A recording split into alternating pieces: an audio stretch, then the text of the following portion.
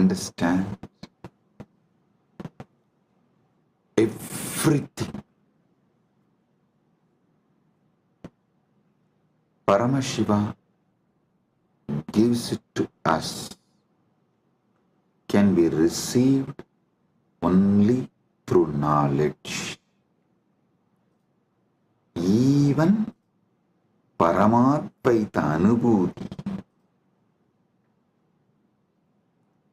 we need to know what is Paramadvaita.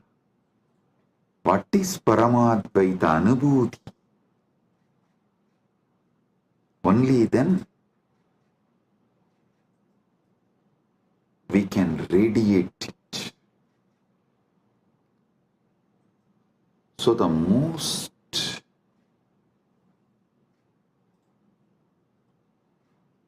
important and ultimate thing we all need to receive from Paramashiva is knowledge, Saraswati. There are multiple methods Paramashiva reveals, showers Saraswati on us, the grace of Saraswati on us.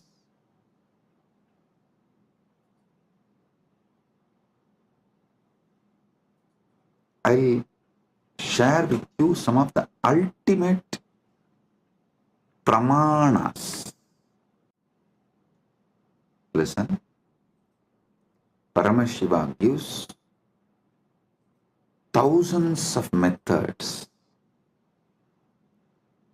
in Vedagama literatures, in his revelations. He gives thousands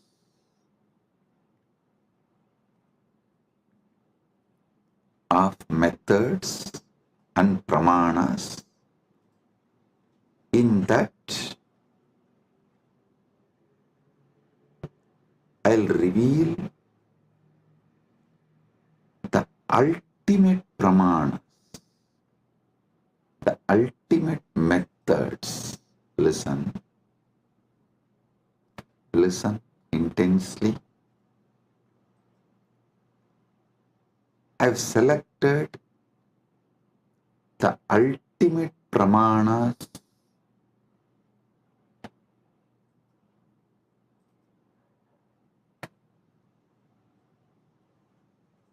I'll reveal those ultimate pramanas. Even understanding about this ultimate pramanas, your knowledge about everything will expand. It'll make you more broader and deeper. It will mature your being. Listen.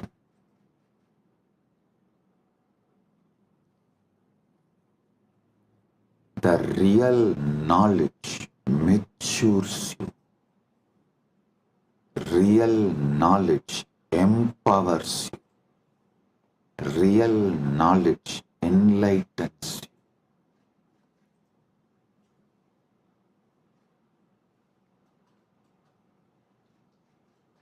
The ultimate methods of knowledge by Paramashiva.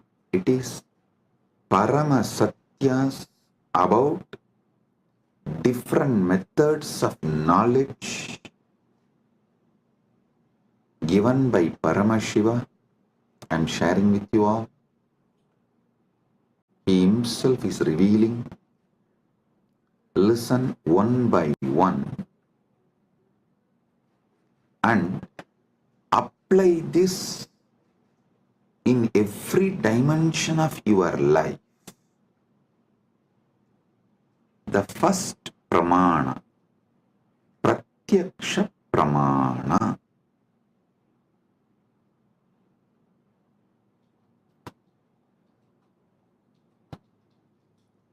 indriyartha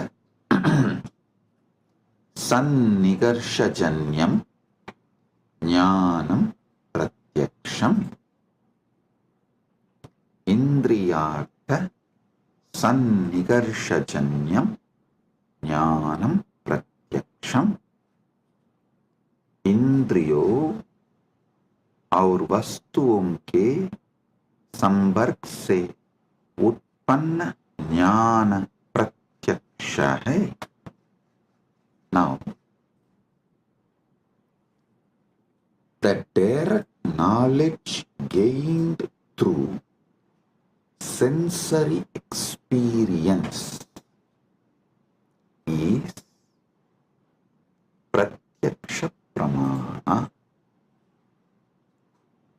I'll give you an example.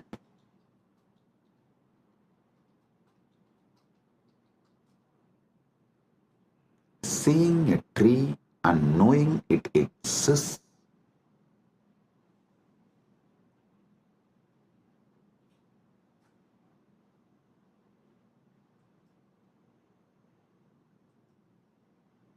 listen.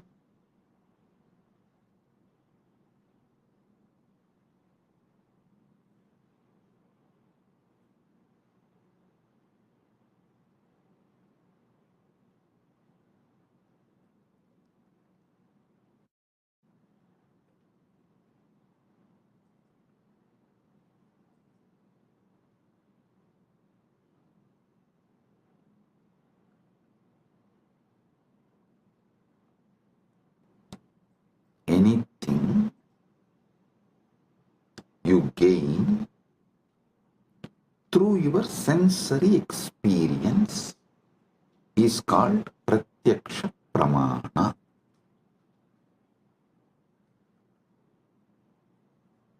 You see a tree and you know it exists.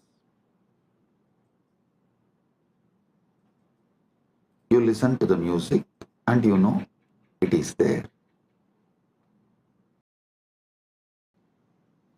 Through your sense perceiving, anything you gain is pratyaksha pramana. And you should all be very clear. Even though you all think repeatedly, you should control your senses, you should there is so much planted inside you against your senses.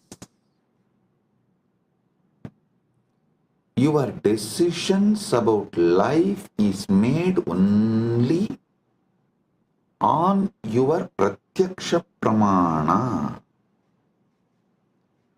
Do not confuse your addiction for sensory pleasures and pratyaksha pramana's importance. Listen. And you should not get addicted to the pleasures of your senses. You should not allow the patterns to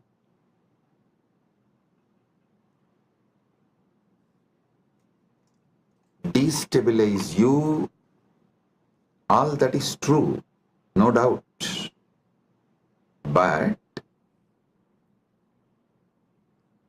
fundamentally, knowingly or unknowingly, automatically, you are hardwired to move only based on pratyaksha pramana. 99.99999% of you function 99.99999% of the time only through pratyaksha pramana. Now, how This pratyaksha pramanas can be used to mature you, ripe you, move more and more towards Paramadvaita. That I will explain, reveal next.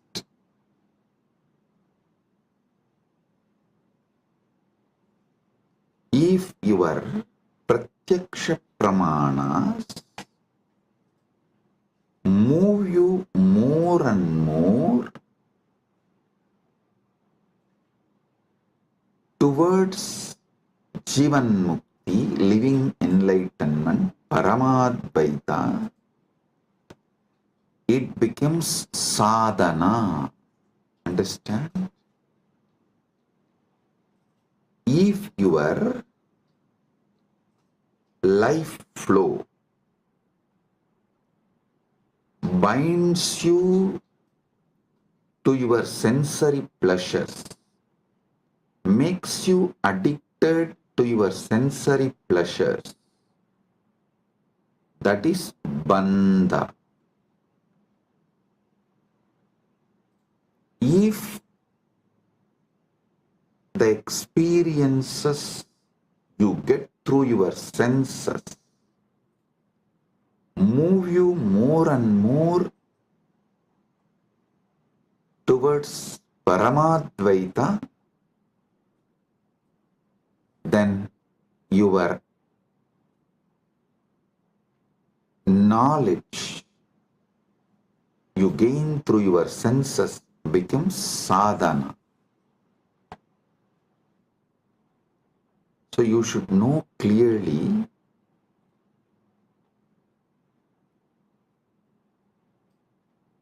not to brush everything aside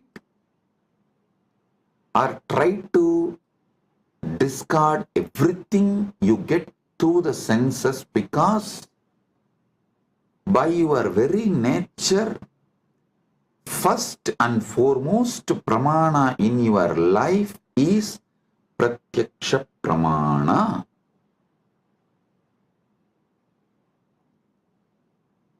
Nothing goes higher than pratyaksha pramana in any normal human being's life.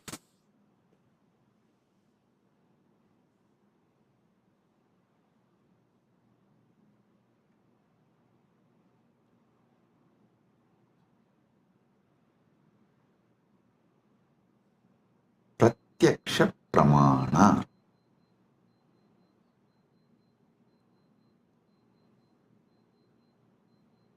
Even if you add a simple awareness to your pratyaksha pramanas, like, oh, if I eat this food, my body responds to this way. If I listen to this music, my body responds to this way. If I listen to these sceneries, my being responds to this way. A simple awareness added to your daily pratyaksha pramana can liberate you from tons of addictions, sufferings, patterns, the repeated tortures you do to yourself. I'll ask simple question.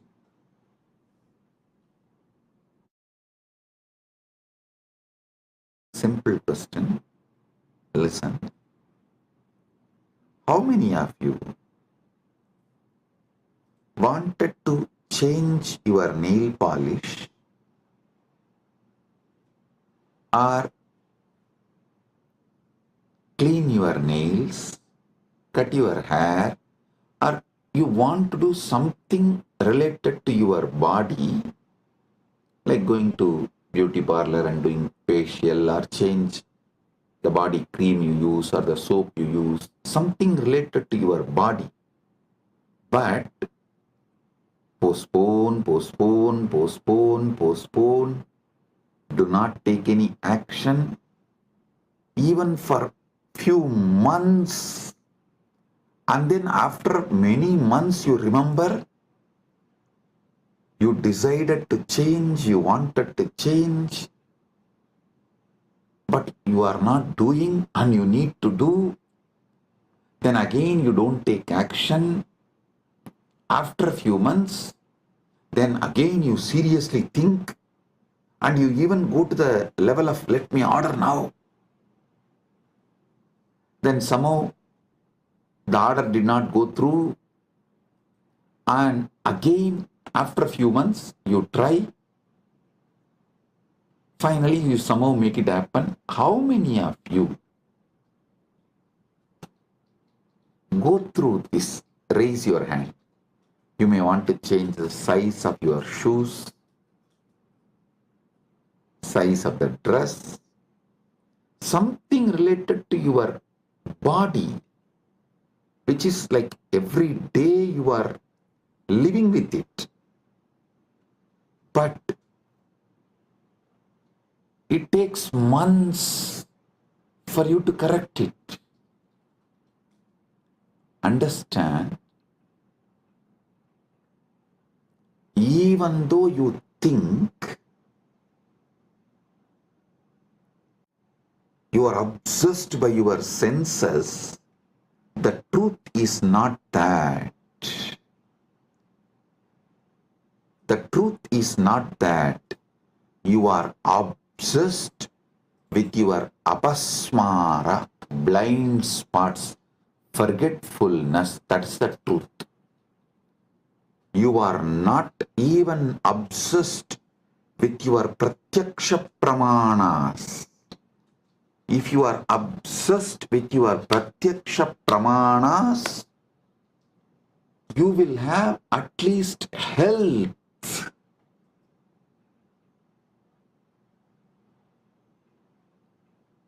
See, I am not saying pratyaksha pramana alone will give you enlightenment, but just adding awareness to pratyaksha pramana will give you so many different benefits like a health, powerfulness, activism, excitement. I tell you, even the demons, devils, rakshasas described in the Hindu literatures, Puranas,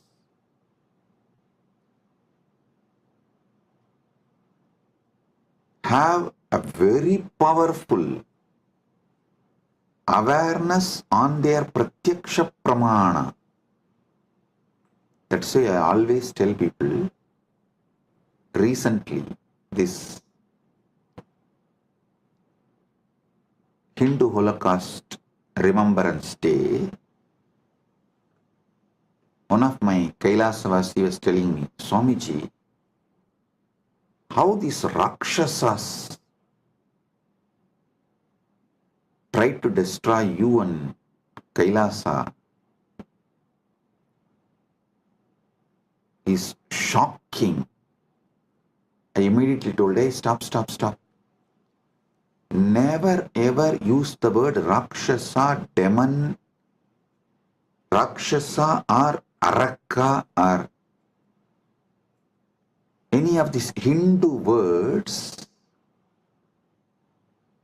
to these people who try to destroy me and Kailasa, because in all the Rakshasas, Arakas referred, described in Hindu literatures, even they have some very good qualities. The only example I can see is that Satan described in Christianity, absolute evil, not a single good quality. The Christian evil, that Islamic evil, the Christian Satan, that Satan described in Christian literatures, the devil described, the demon described in Muslim literatures, only that can be used as an example even to talk about, even to compare about the people who try to destroy me and my mission. So listen, I always tell people, so whenever you talk about the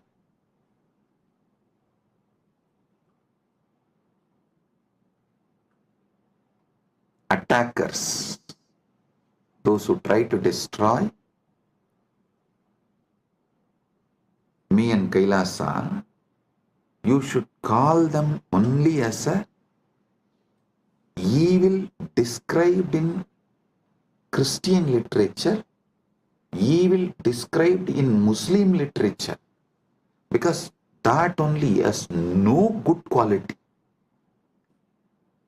But the demon, the Rakshasas described, Arakas described in Hindu tradition, cannot be compared because they have many good qualities. That is why even the word demon cannot be used to translate Hindu Rakshasas, Hindu Arakas. So listen, because the Hindu Rakshasas have high awareness with their Pratyaksha Pramana. They are very healthy.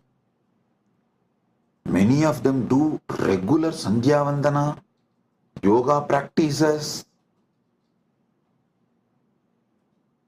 and they have many good qualities.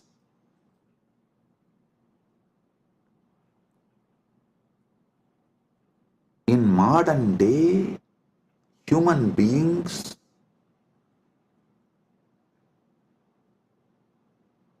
do not suffer much due to their addiction to the sensory pleasures, but they suffer due to the apasmara, blind spots, forgetfulness with their pratyaksha pramana. Their pratyaksha pramana, whatever they learnt from their senses, through their senses,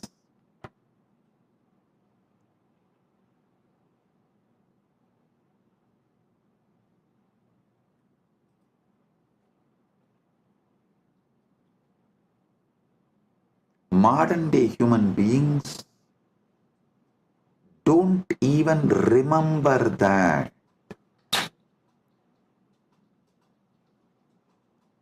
Small story. One guy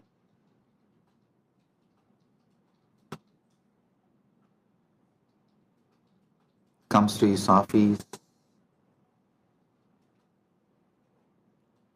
during lunchtime, sits with all his colleagues, opens his box and cries, "Oh God, same brinjal." Next day again, he sits with his colleagues, opens his lunch box and screams out of frustration, "Same brinjal." Third day again, opens his lunch box, same brinjal. After 1 week, all his colleagues feel so bad for him. They asked, why don't you tell your wife to cook something new, something else? He said, no, I cook for myself. Listen, he cooks for himself, but does not remember to cook something else.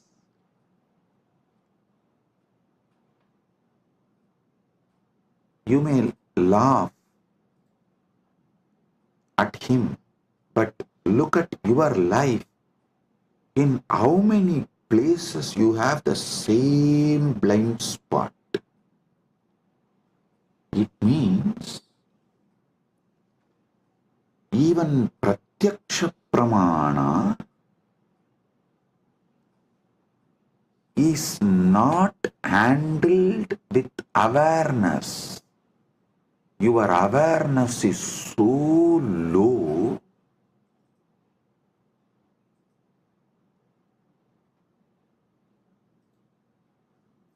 without even processing the informations and experiences you receive through your pratyaksha pramana,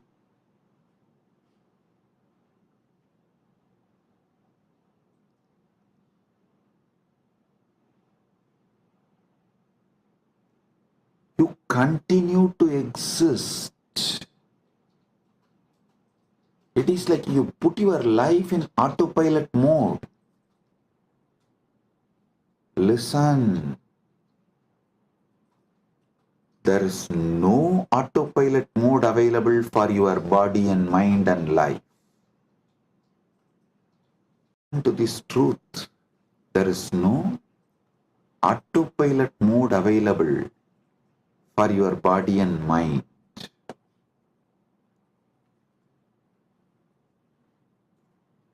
Second pramana, anumana pramana. Actually,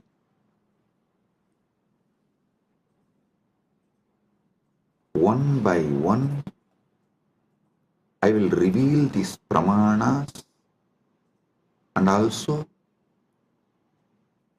evolve you to the next level of knowledge. So listen, anumana pramana means knowledge derived through logical reasoning or inference. Knowledge derived through logical reasoning or inference. Seeing smoke and inferring the presence of fire. Understand this? Anumana pramana. Seeing smoke and inferring the presence of fire. Linga darshanat lingino jnanam anumanam. लिंग सिग्ना के दर्शन से लिंग ही सिद्ध के ज्ञान अनुमान है. For example, in Malaysia, we had first one Nirantarananda. I gave a name on woman, Ma Nirantara. She came and tried to act as if she is a devoted person. But she stole, robbed everything from KAILASA, Malaysia and ran away. Then second one couple came. For both of them I gave, I think the Loganathan, that fellow's name was. I gave him the name Nirantarananda and his wife Kavita. These two fellows, during our cruise, they were the in charge.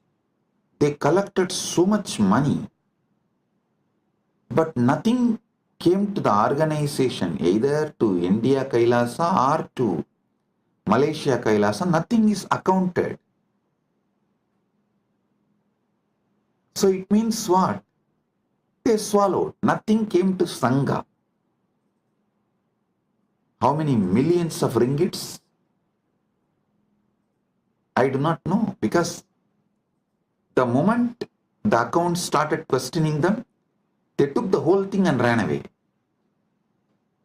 The moment they understood they are caught, they took the whole thing and ran away. So, the moment we know, people paid, but they did not bring it to Kailasa Malaysia's account or Kailasa India. They did not give it to any Kailasa's authorities. They were postponing. They were not even ready to give the accounts. When we started cornering, they just stole everything and ran away. Maybe many people will be wondering, wow, we never saw Swamiji taking names and telling. It is time. We take names and reveal all the details to the world, so it doesn't repeat. I tell you, if we don't educate the present generation about the evils and demons of the past, the history will repeat itself. We will not learn the lesson from the history if we do not educate the present generation about the past. So I have decided every Kailasa will have a clear history. All those who sacrifice themselves to build, all those evils, devils, demons who attack, try to steal, rob, destroy, divert, and all those who stood, defended, protected, all those who revived, this whole history of each Kailasa will be engraved in stone, culvet, stone inscription, and put in each Kailasa. So the history, the past is taught to the present, so it does not repeat in future. Because we did not teach, after the first Nirantara ran away, we did not educate our devotees. The second Nirantara got the guts to steal, rob Guru's wealth. So I am not going to allow third Nirantara to happen in Malaysia. That is why I am educating all the devotees now, and fortunately we have also found a very clear legal system where SPH himself can be the ecclesiastical authority and monitor, guide, supervise, protect. Listen. Now you will all understand why the Pratyaksha Pramana, Anumana Pramana, all this is important in our day-to-day life. In our daily life. Why?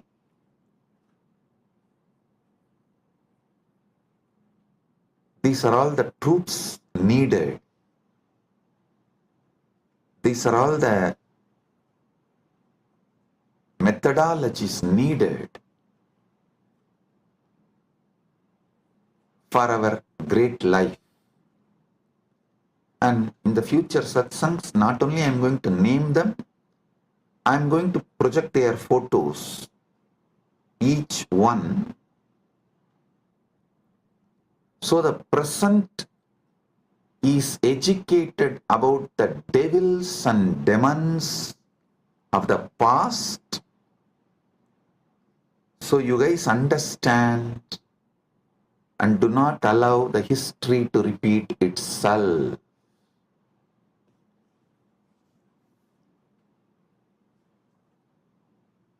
Everything I will reveal with evidence.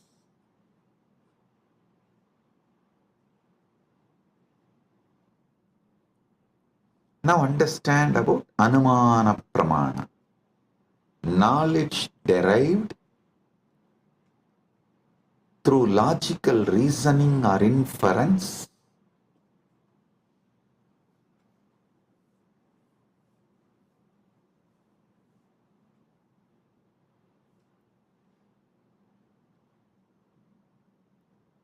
Linga Darshanat Lingino Jnanam Anumanam.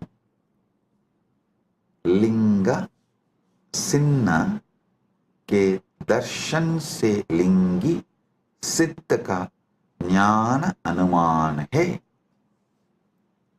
Then next, third pramana is Shabda Pramana,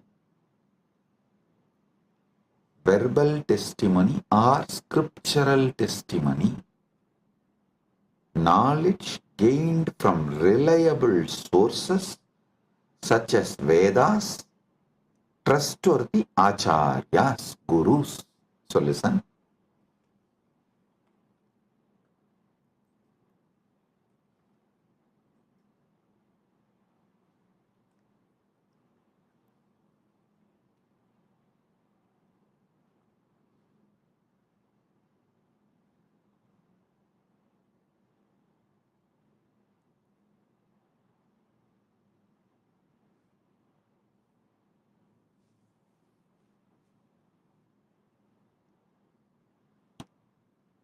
आप्तवाक्यजन्यं ज्ञानं सप्ताह. आप्त विश्वसनीय वाक्य से उत्पन्न ज्ञान शब्द है. Listen carefully. All the Shastra Pramanas and all the Apta Pramanas come under this Sabda Pramana. See,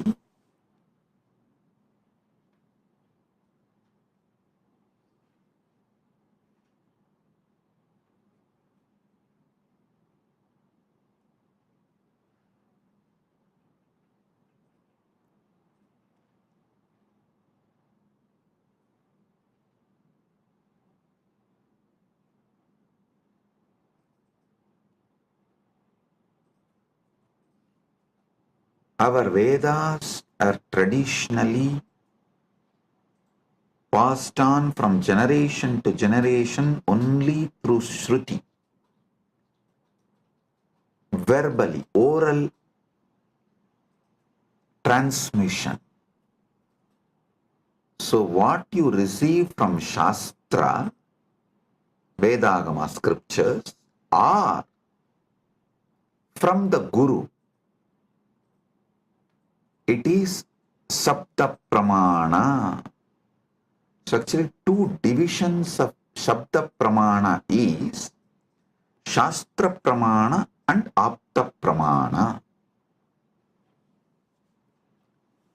I'll explain one by one.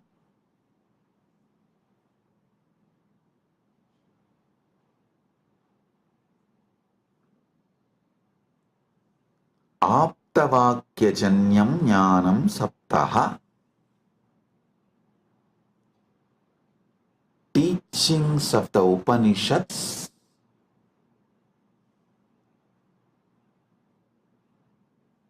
are the Gurus, that's what, the trustworthy Shastras trustworthy gurus. Here, this word only gives birth to different sampradayas. Some people decide Shankara is the trustworthy guru. So they all form Shankara Sampradaya. Some people decide Ramanuja is the trustworthy guru. They all form the Ramanuja Sampradaya. Some people decide Madhva is the trustworthy guru. They form the Madhva Sampradaya. This is the way the different Sampradayas evolve in Sanatana Hindu Dharma. So all of you should know, I am giving you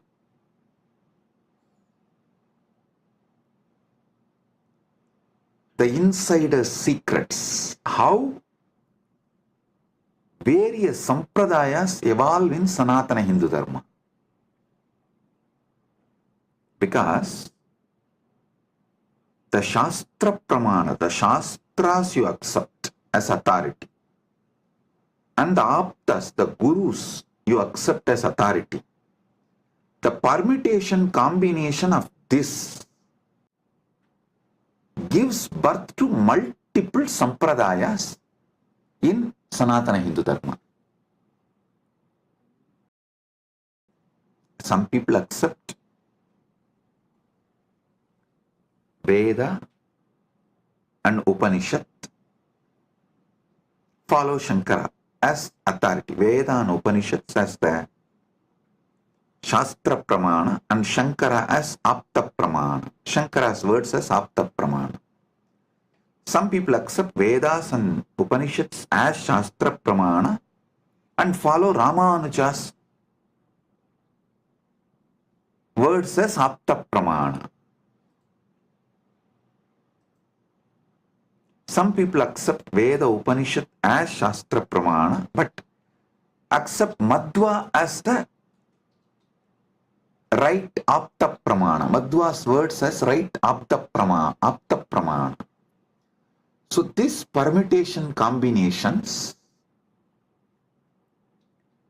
gives birth to various Sampradayas in Sanatana Hindu Dharma. Understand what is Sapta Pramana. Then I will tell you how to find which Sampradaya is best for you. I will give you that method. When I explain all these Pramanas, for now, understand Sabda Pramana means knowledge gained from reliable sources such as Vedas, Agamas, or trustworthy Acharyas, Gurus. Aptavakya Janyam Jnanam Saptaha. Apta Vishwasaniya Vakya se Utpanna Jnana Saptaha.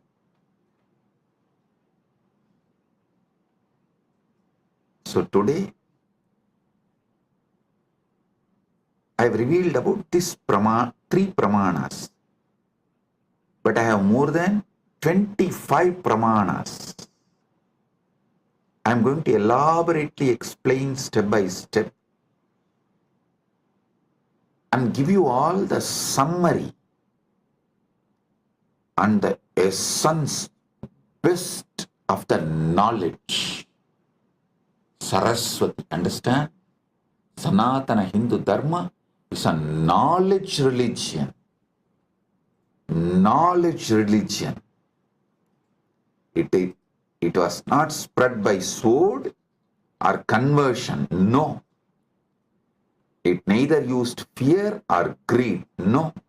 It did not use bread to convert people. First going and attacking a country and making it poor, emptying them and creating a artificial famine, and just by showing the bread converting them. No. What a cheap way to convert people.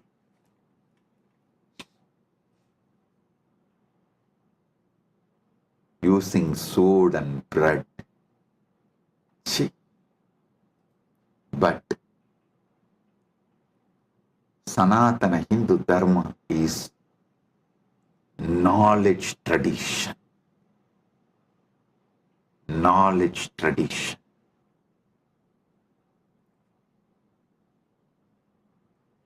I'll give you more deeper understanding about the pramanas in further satsangs. With this, I bless you all. Blessings, be blissful.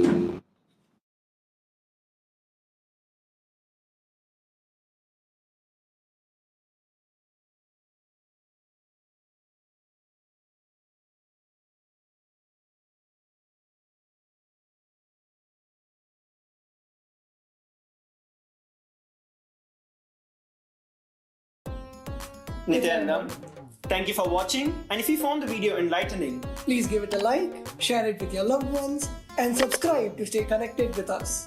Don't forget to click the bell icon to receive the notifications.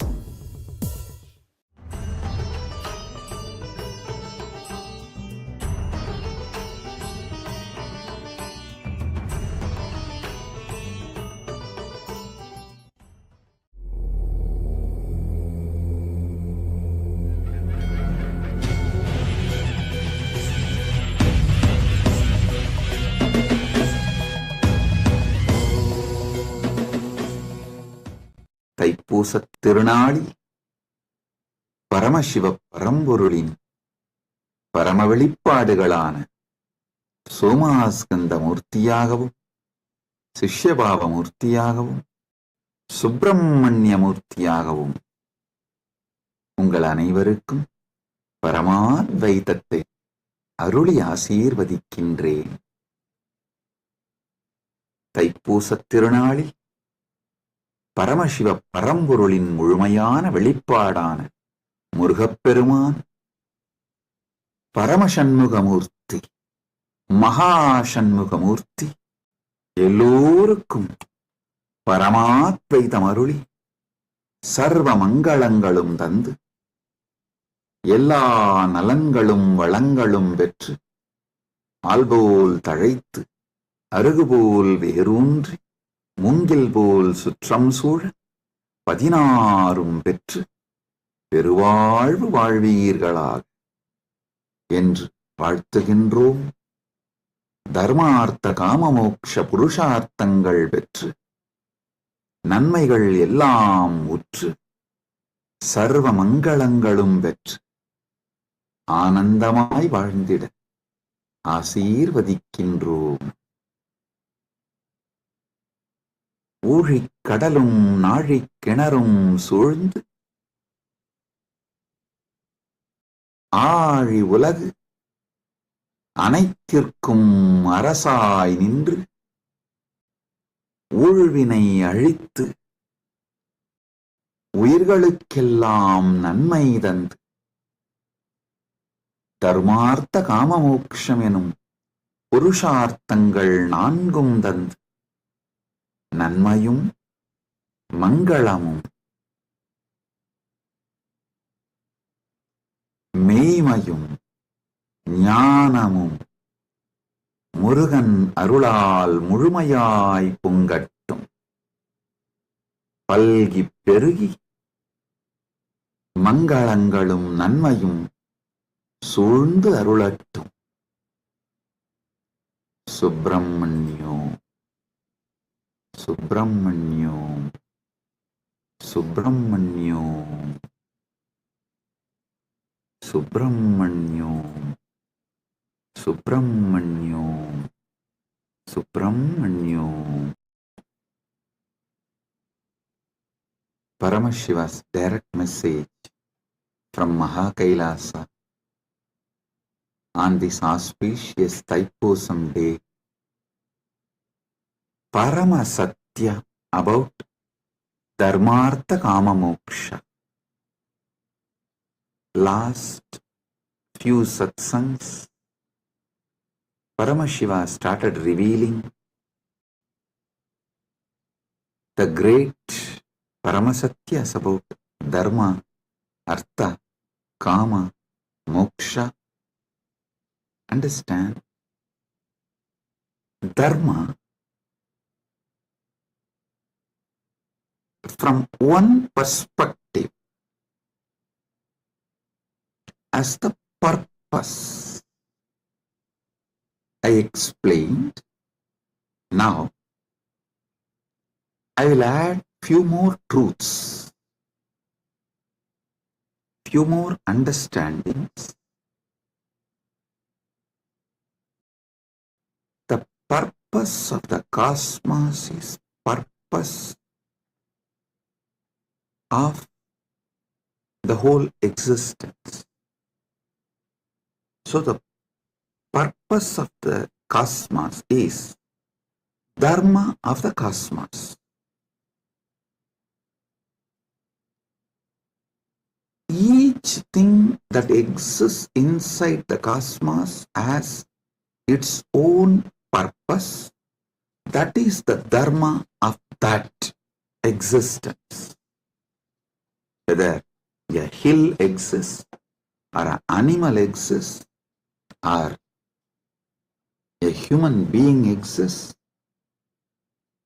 or a society exists, or a river exists, or anything that exists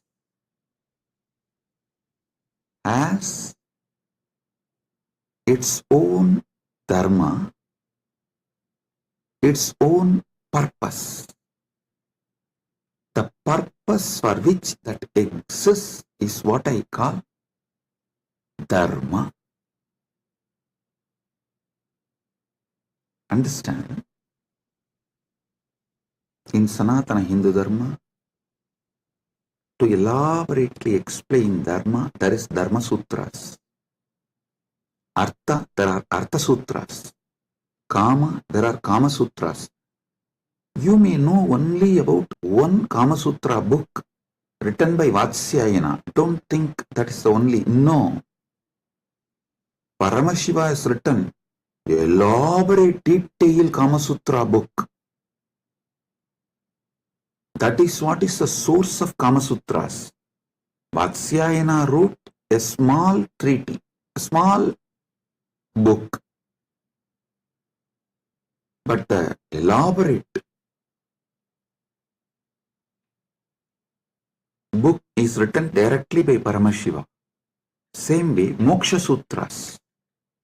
Listen, all of you may be aware of only Vyasa Sutras as Moksha Sutras. No.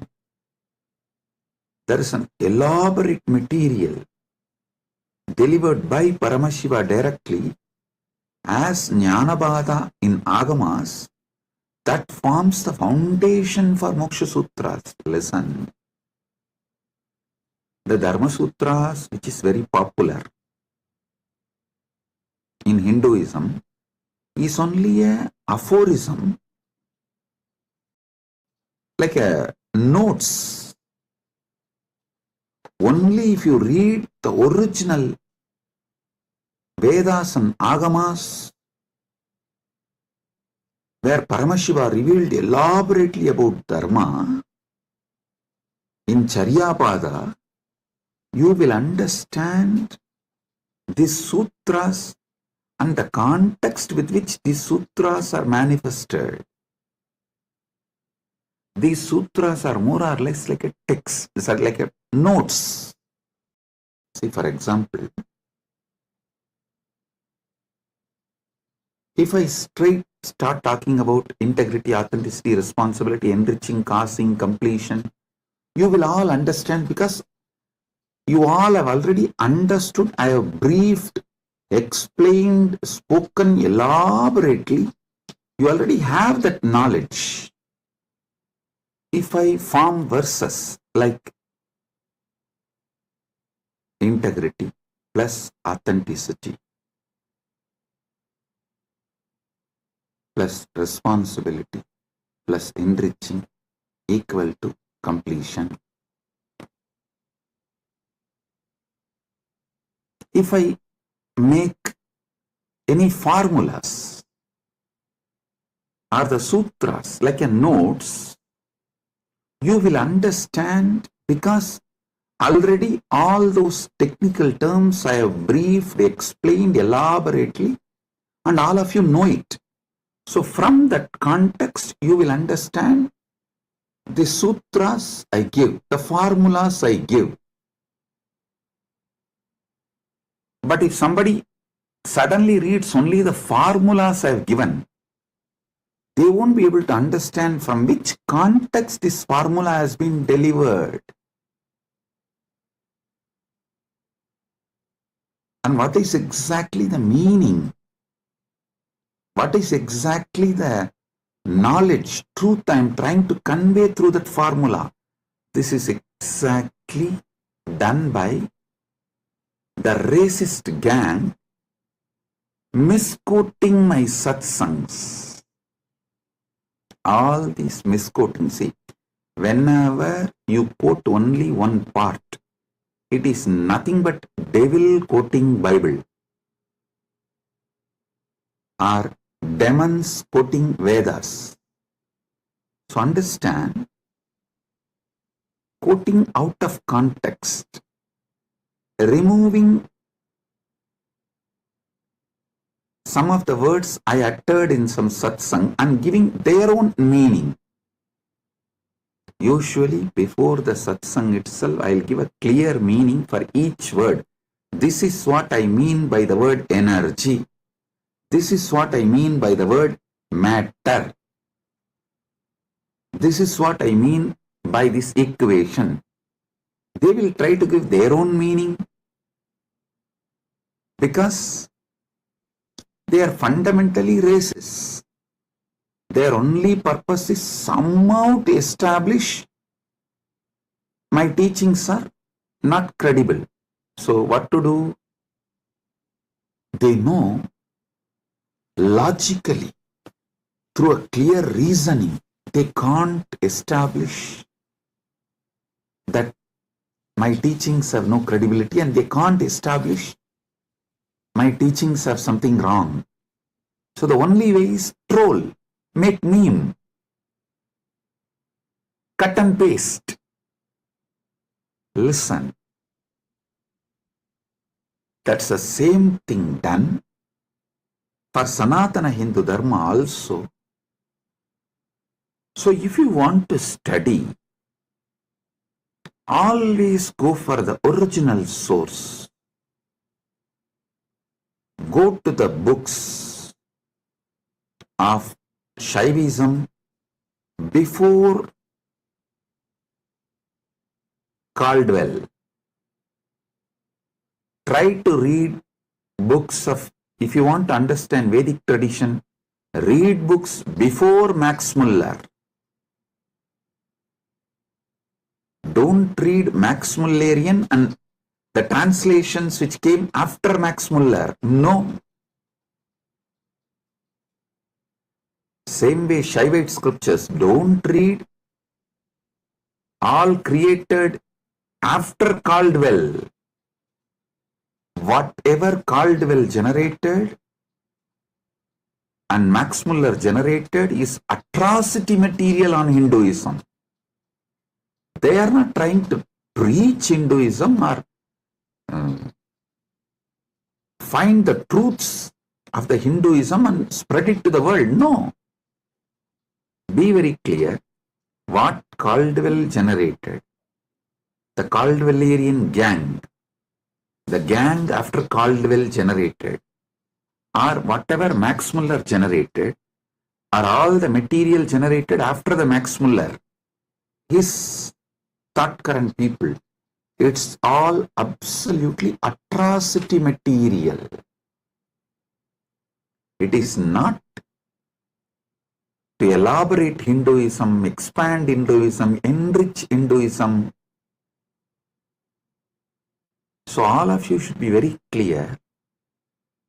The original truth should be studied as it is.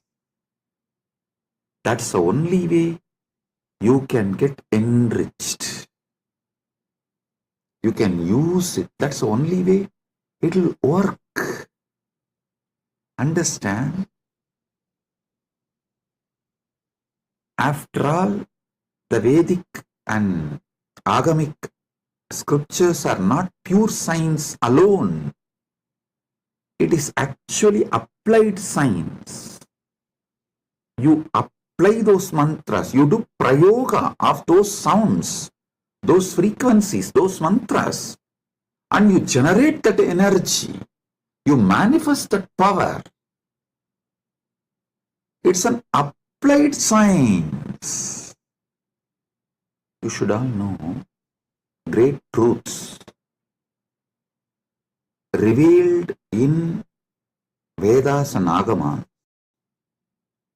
Actually, Paramashiva pours it from Dwadasanta, and this Rishi sees that directly from Paramashiva and just read out. That is why the Vedic Rishis are not called as authors of Vedas. No, they are called seers of the mantras. Mantra Drashta is Rishi. Rishi is the person who sees the mantras. Mantra Drashta is Rishi.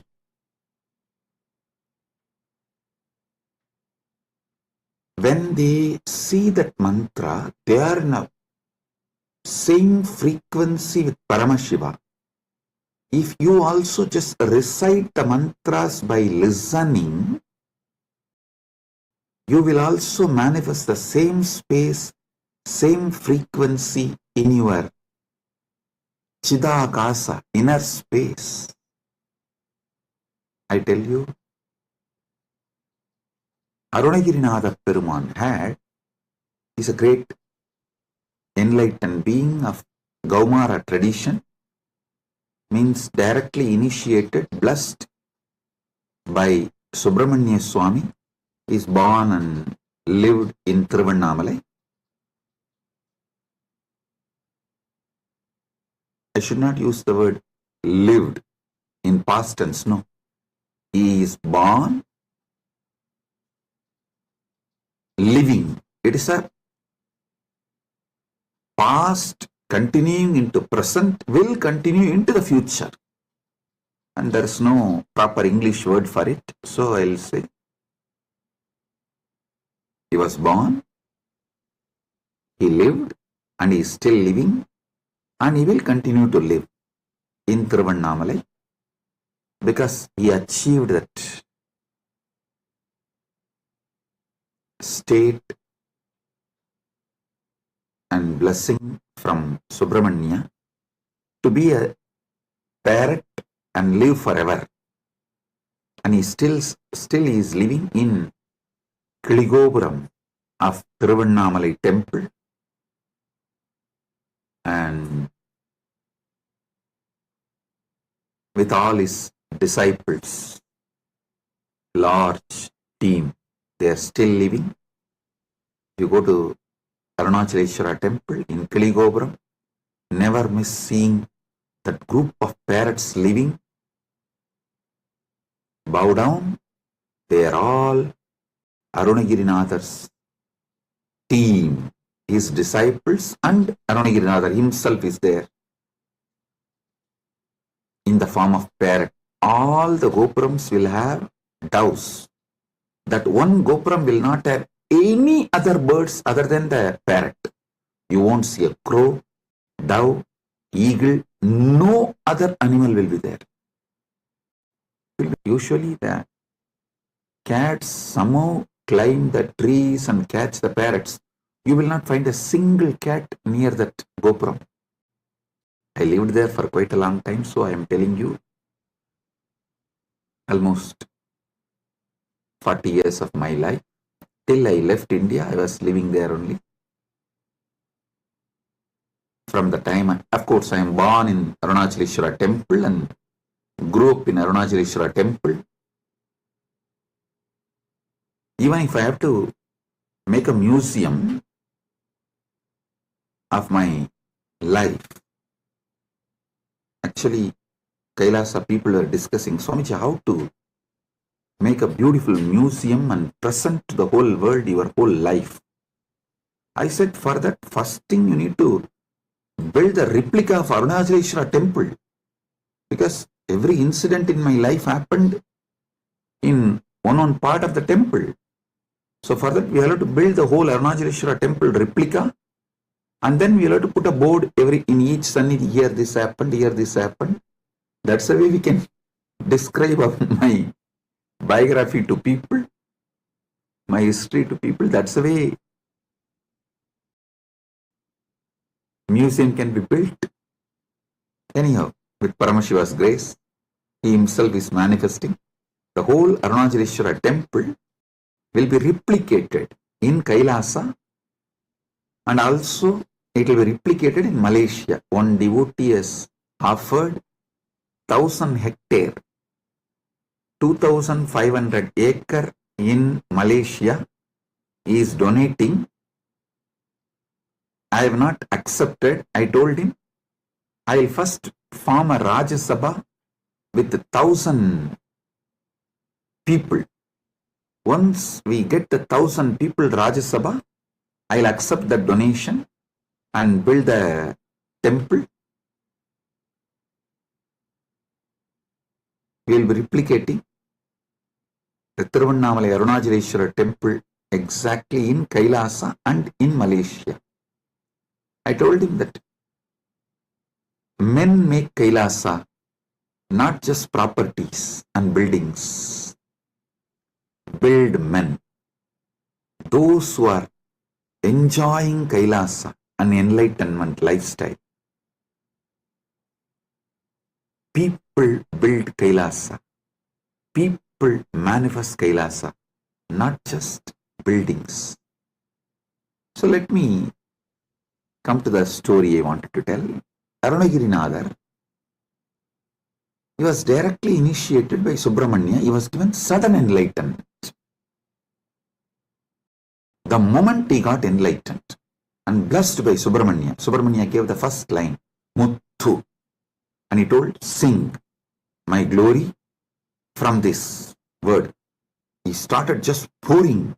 Muttai taruvatti tirunagaya tikkirai satti charavana muttikkoru vittu kurubara enavodum mukkat paramarkut surudiyin mutpattadu கற்பித்திருவரு முப்பத்துமு வர்க்கத் தமிழரும் அடிவேண பத்து தலை தக்க கணைதொடு முற்றைக்கிரி மத்தை பொருதொரு வட்ட பகல் வட்ட திகிரியில் இரவாக பத்தற்கிரதத்தை கடவிய பச்சை புயன் வெச்ச தகுபொருள் பட்சத்தொடு ரட்சித்தருள்வது ஒரு நாளே தித்தித்தைய பொத்த பரிபுர நிறுத்தப்பதம் வைத்து பயிர விதி கொக்க நடிக்க கழுகொடு கழுதாட திக்கு பரியட்ட பயிரவர் தொக்கு தொகு தொக்கு தொகு தொகு சித்திரப்பவுரித்ரி திரிகடக என போதும் கொத்துப்பறை கொட்ட களமிசை குக்கு குகு குக்கு குகு குகு குத்தி புதை புக்கு பிடியன முதுகூகை கொற்புற்ற நற்பற்ற உணரி வெட்டி பரியிட்டு குலகிரி குத்துப்பட ஒத்து பொறவல பெருமாளே. Listen. Just listen to this verse. By listening, recite. You will experience the same sudden enlightenment space Arunagirinadar by Subramanya. You need to know the difference. Arunagiri Yogeshwara is Paramashiva himself, manifesting as yogi. Arunagirinadar is a devotee of Subramanya. These two are two different persons. So this Arunagirinadar song only I sang now. If you just listen and repeat, you will experience the same sudden enlightenment space given to Arunagirinadar by Subramanya. Because the moment Subramanya blessed, this just came out of Arunagirinadar, and he sang 16,000 verses later on. He himself says he has sung totally 16,000 verses. Tiruppugal it is called. Of course, we have not got all the 16,000. We were able to get maybe 1,000 songs. Anyhow, just you listen and recite this one verse. Your brain will capture the same frequency of sudden enlightenment. Every Veda mantra, every Agama mantra will reproduce the same space from which it came down.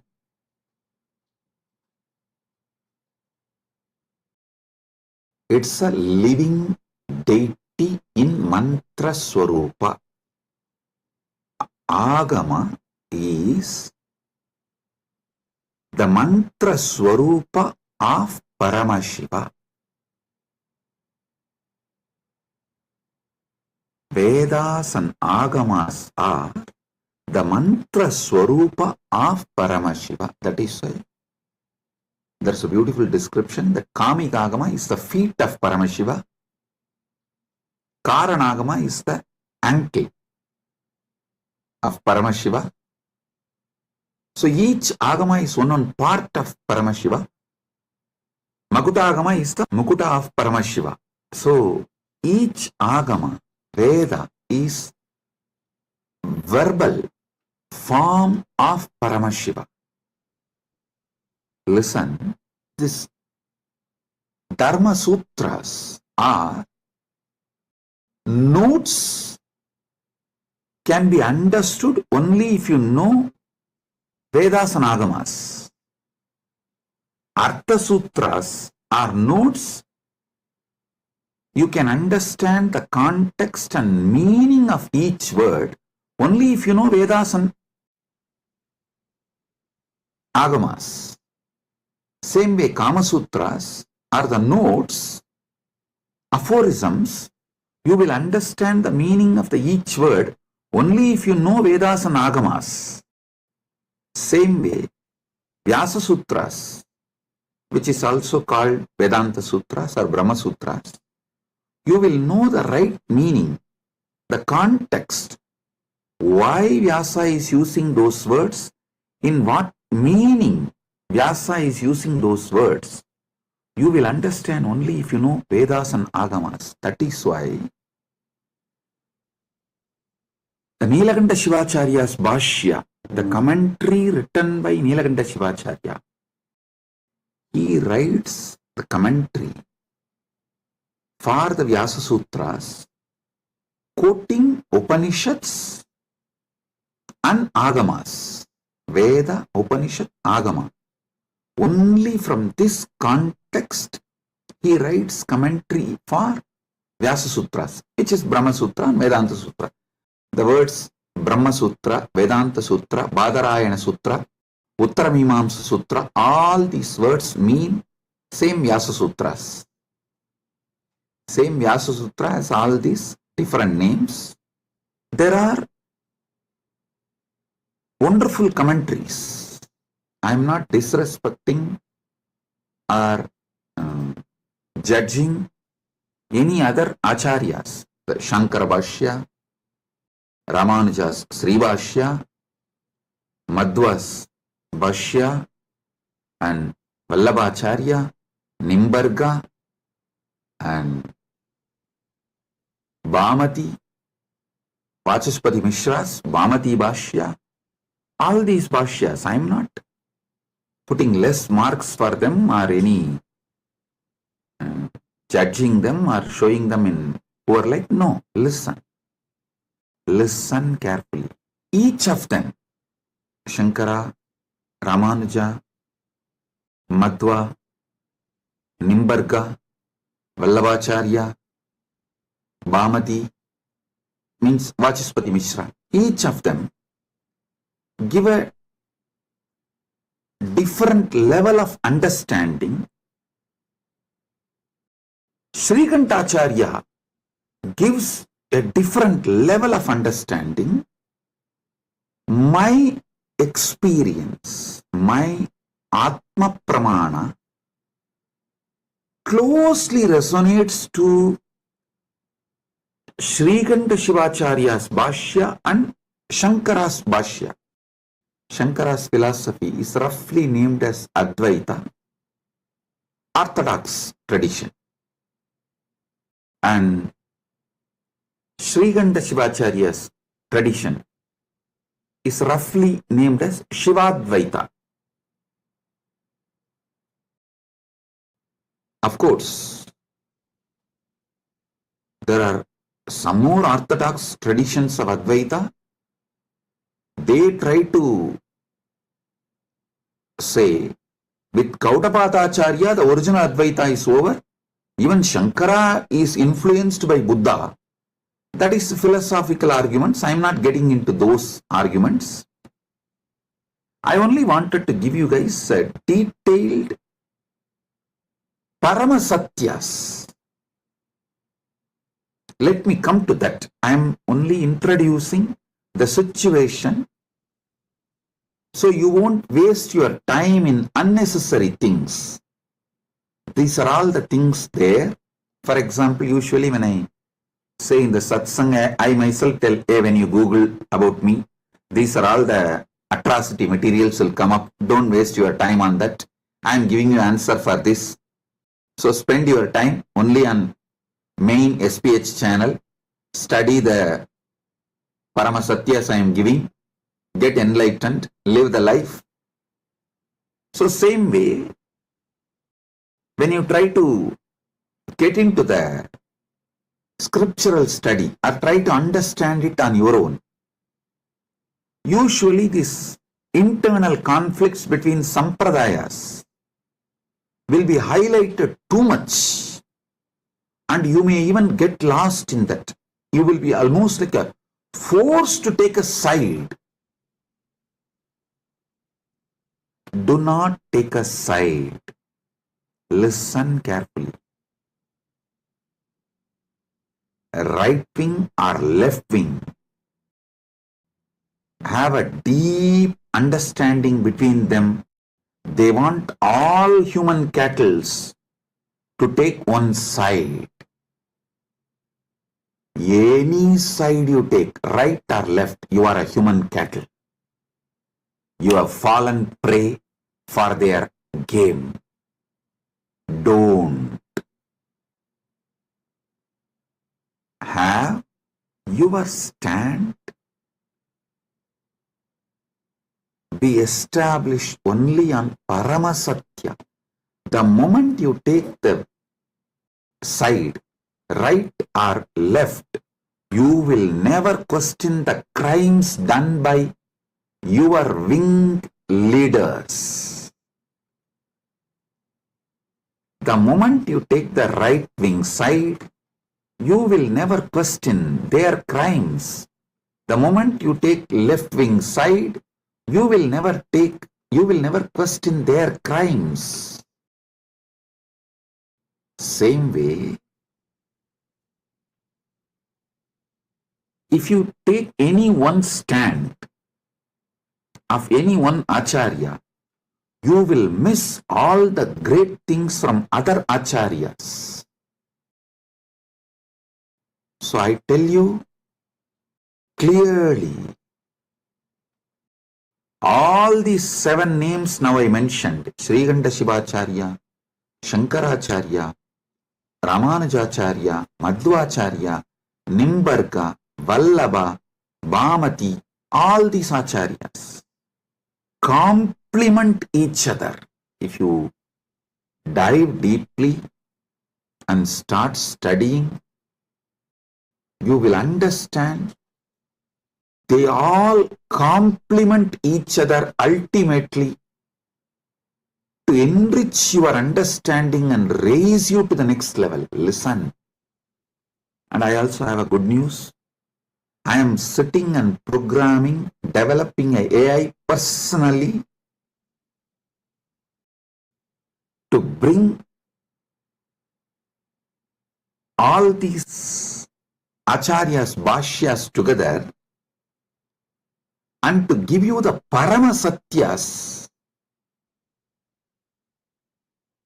Paramasatya completely, and to show you, make you understand how they all complement each other in different levels and dimensions. For example, when Nilakanta Shivacharya says this world is real, he is right. When Shankara says this world is illusion, he is right. When Ramanuja says this world is transformation of the Brahman, he is right. Please understand. Each of them talk from different state of consciousness.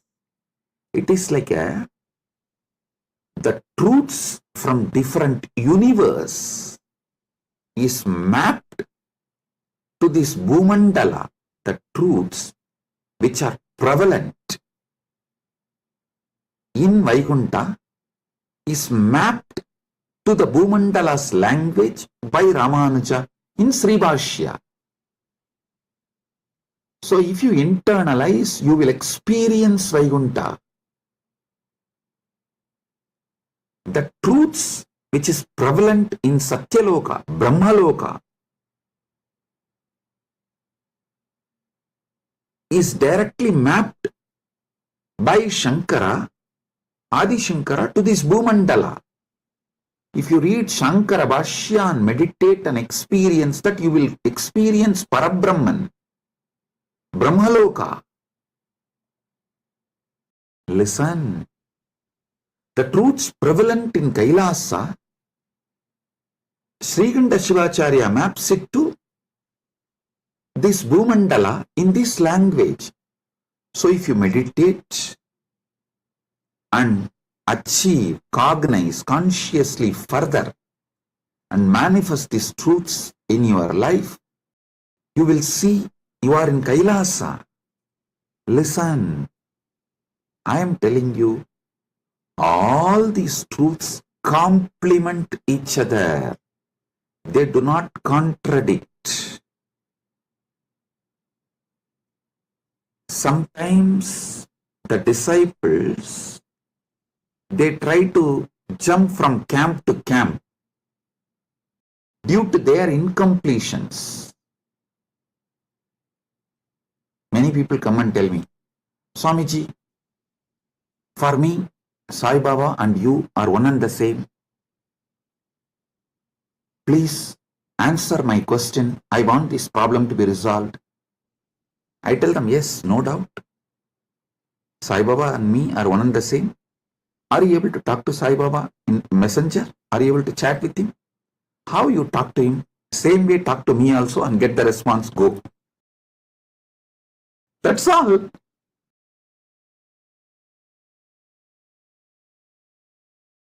Please do it. People try to use their cunningness.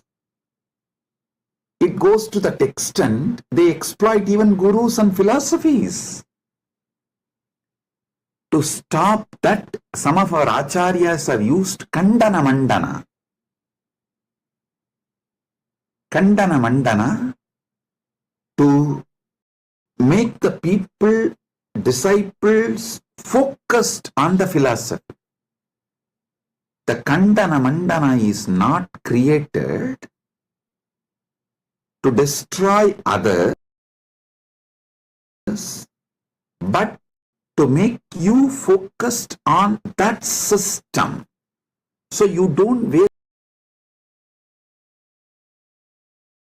Initially, I felt a strong, the male cosmic energy, and then it kind of changed to the feminine cosmic energy.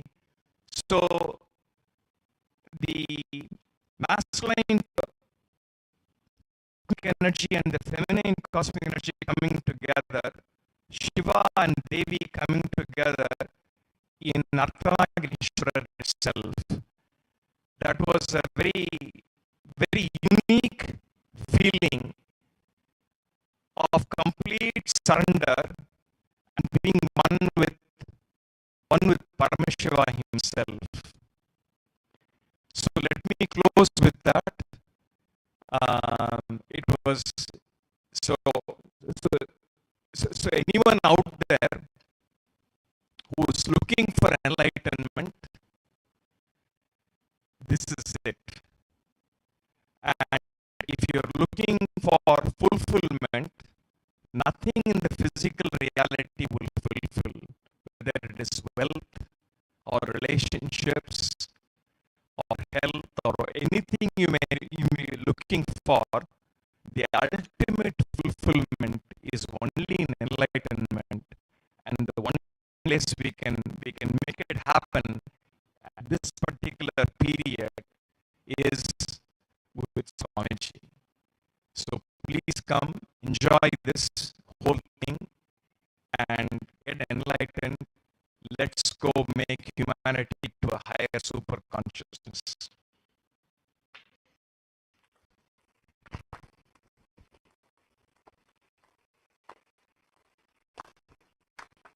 Thank you so much for sharing that so beautifully.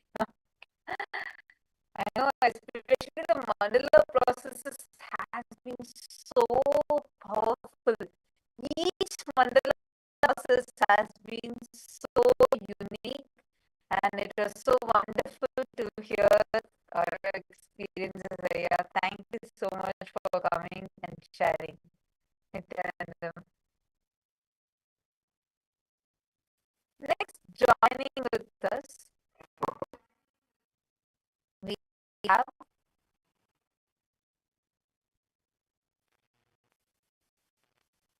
Ma Nitya Prema Priyananda. She has met Swamiji in the year 2009. She's a business owner from Dallas, Texas, USA. Attended multiple inner awakenings, so many programs, and in Nithyananda Yogam, being so deeply connected to Swamiji. And it was really wonderful to have Ma Prema Priya here with us.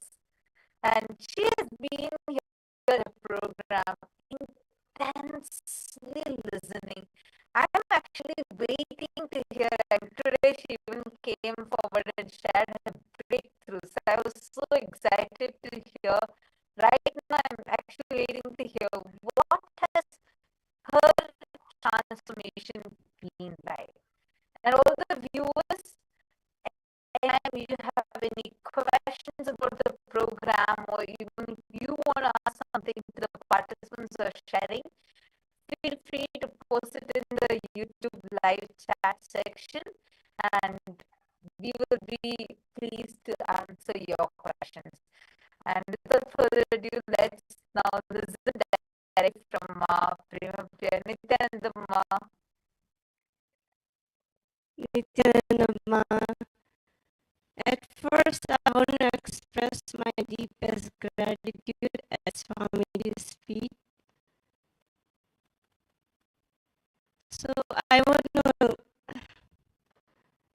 the biggest breakthrough I took from this program is breaking the fear of public speaking.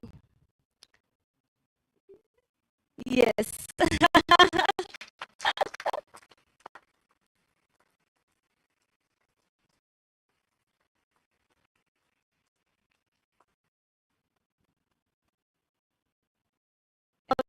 So the mandala processes and especially the community process was very, very powerful. It's like we're actually living in each other's skin, and I could feel Swamiji in all of us.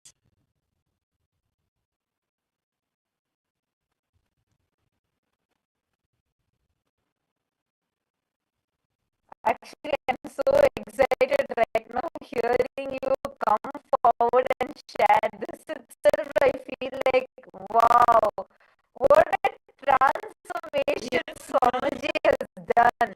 Like, seeing you so excited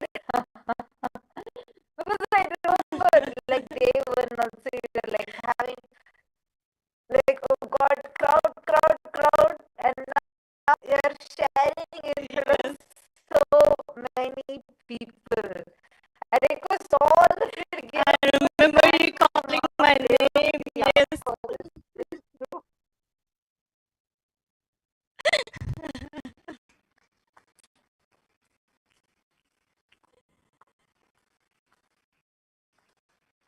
Yeah, you've been calling my name several times, and I tried to hide all the Sweet, time. intimate sessions with Swamiji. We all saw how, like, just sitting with Swamiji, right? You see Swamiji that time. It was just like that, like how I was with him in Nithyananda Yogam. I was there for 3 months in his presence, living with him actually, and seeing him eating, drinking, and all with all the Gurukul kids, and all of us were there. I felt the same, like, I'm seeing him like so closely, like he's literally here. That's what I felt.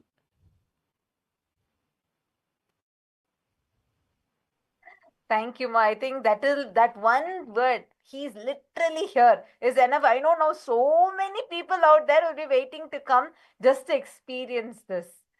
Thank you so much. For anything Yes. else you want to share?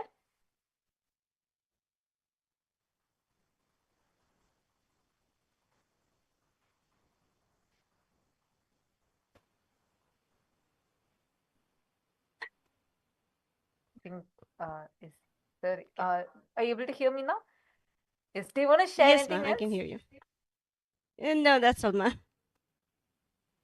Thank you, Ma. Thank you so much for coming forward and sharing. And I'm so excited that you finally came to the mic and you're speaking in front of everyone and you had this breakthrough with Swamiji's blessing.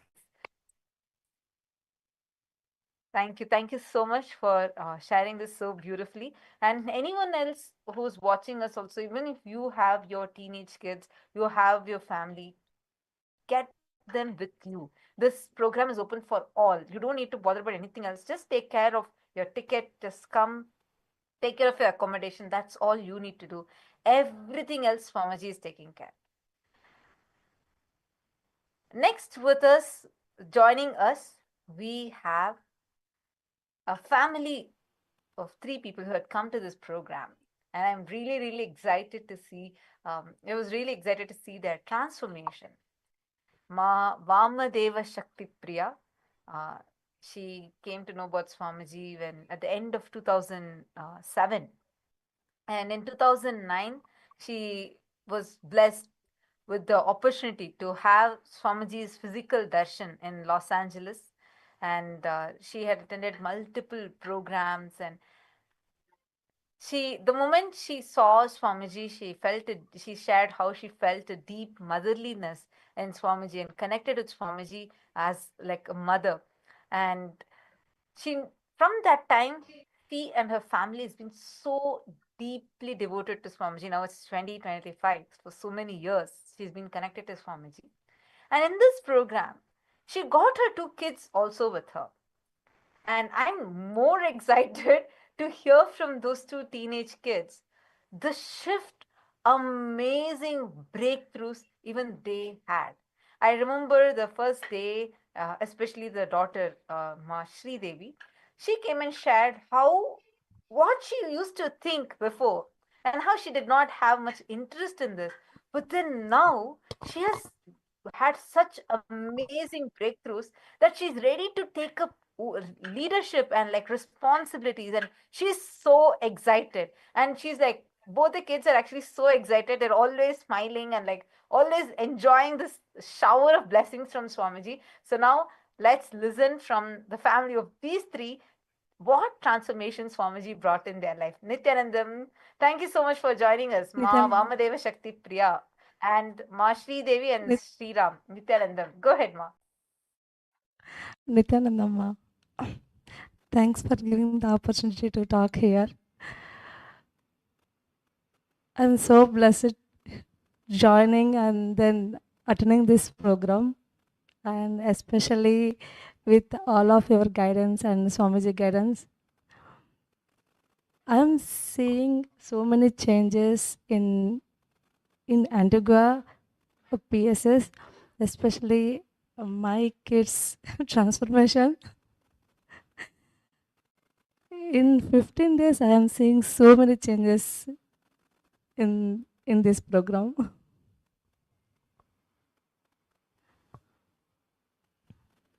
What are the changes you saw? Um, I know you've been connected so deeply to Swamiji for so many years. What is that shift that you had?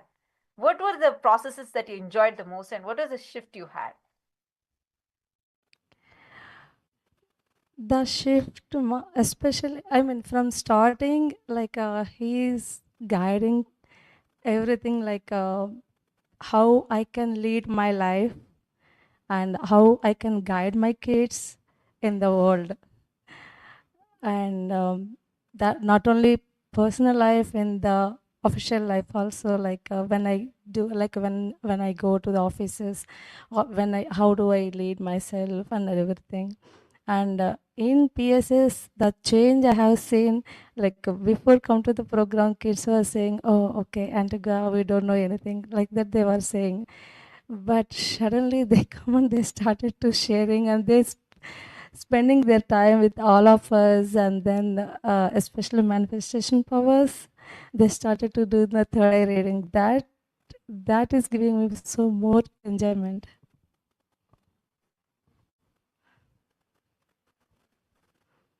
Thank you so much, Ma. So, you important thing you mentioned, like how they were like not sure, Antigua, not sure about the program, not sure. So this is how they were, and now I see them so bubbly and like they're so enthusiastic. And how was that shift? Maybe Ma Devi can share how was that shift for her, because she was the first one to take the mic and share that with me. So I would love to hear from her. It's Nithyanandam. Devi, would you want to maybe introduce yourself? Nithyananda. Where are you from? And which class you're studying, etc. Yeah, go ahead. Yes, Nithyanandam. First of all, I want to thank Swamiji for everything in my life and in my mom's life and my family's life. And I'm a rising 10th grader. I'm 15 years old. And what she said was true. In the first when she said, "Oh, we're going to Antigua," I was not really sure because I didn't know what Antigua was. And she was saying like we were going for like satsangs. We're gonna go to this process, and I was like, oh, okay. Like I was just here because she told me to. But I feel like the more I've been in this journey, in this like process, it's become more than just a process. I've been having so many breakthroughs. I've seen my brother have breakthroughs. I've seen so many people have breakthroughs, and it's so nice seeing everyone here and meeting new faces, new people. And I could definitely say like I'm happy I came now. I like don't regret it at all. And if I'm being honest, you won't see this like process or this program anywhere else in like outside the world or like outside here, because people don't really like, they don't care about like religion. They don't care about the past. It's just right here. Swamiji really cares about you. He cares about you like deep down, and he only hopes you the best. So just being here in this program, it I had so many breakthroughs. It made my life so much better just these 15 days. I feel like I've a lot of people said I was glowing, so that was like a really big like compliment I got, and it's definitely thanks to Swamiji. And I also see myself being more like more positive, because I overthink a lot, or like I think too much. And like here I don't like think, I just like let it flow. And and like I've accomplished so much. I feel like leadership skills or like public speaking skills, like everything I've accomplished. And I think I've definitely like grown closer to my mother because of this. And it just makes me so much happy that I came to this program, and I'm really grateful for you, Swamiji. I love you so much. Thank you.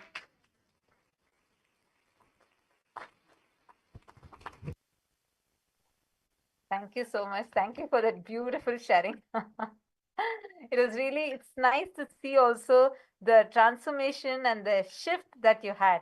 I want you to also tell one more thing you told me the other day. You were saying how, like, you really didn't know if this is like, something for teenagers. Like, do you think this teenagers need this program because, especially out there, people, like as you said, they don't really care about any of these things.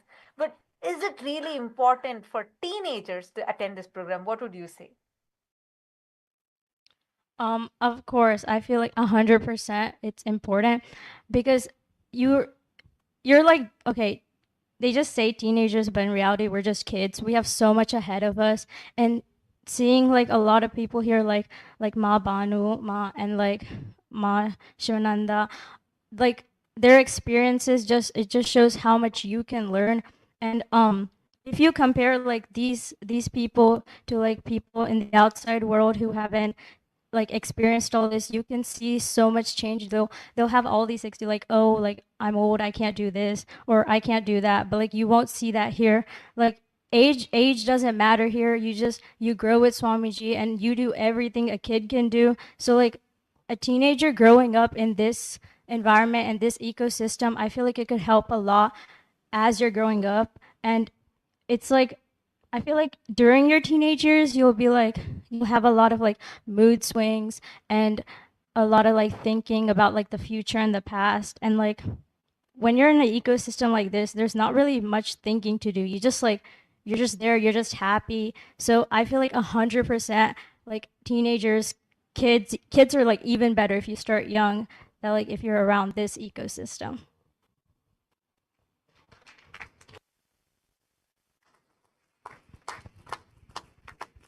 So beautiful. That's so sweet to hear. And also about the AI. How was it for you to learn technology, learning AI? And especially because this is a prime time, right? Like future is AI. And now learning technology, how was that for you? Okay, I'll be like completely honest here. In the beginning, I like even argued with my mom. I mean, I use ChatGPT like for school and everything. Like, don't tell my teachers, but like, it's like, it's like, I don't, I really, I hated AI so much because of how much I used it and how like, and my mom's always like, no, it's a good thing. You should use DeepSeek. You should you should use Ask Nithyananda AI. And I was like, no, it's like, it's an obsession. I don't want to like lose my actual brain cells because of it. But I feel like after I got here, I like understood why she's telling me to use AI. And I feel like that hatred I had because they offer AI classes in school and I refuse. Like I did not want to take them, but I feel like now when I go back, I'm definitely going to take some AI classes and learn more because I understand like it's the future. I'll need to know this no matter what occupation you're going to do or like what you want to be when you grow up. You're going to need to know AI. And it just, Swamiji opened my eyes here, like that you have to learn AI to just move on. Like, and he just taught how like even okay, I know like AI just it makes things so much easier in life, but like I've always been against that. I always think, oh, you should be hardworking, and that's completely right. You should be, but I feel like what my thought process was in the wrong space. Like I felt like we should put hard work into things that didn't really like matter or that didn't really count, and that you can use AI for those things and use your actual like powers for like so much more like real relatable things. I don't know. Thank you so much.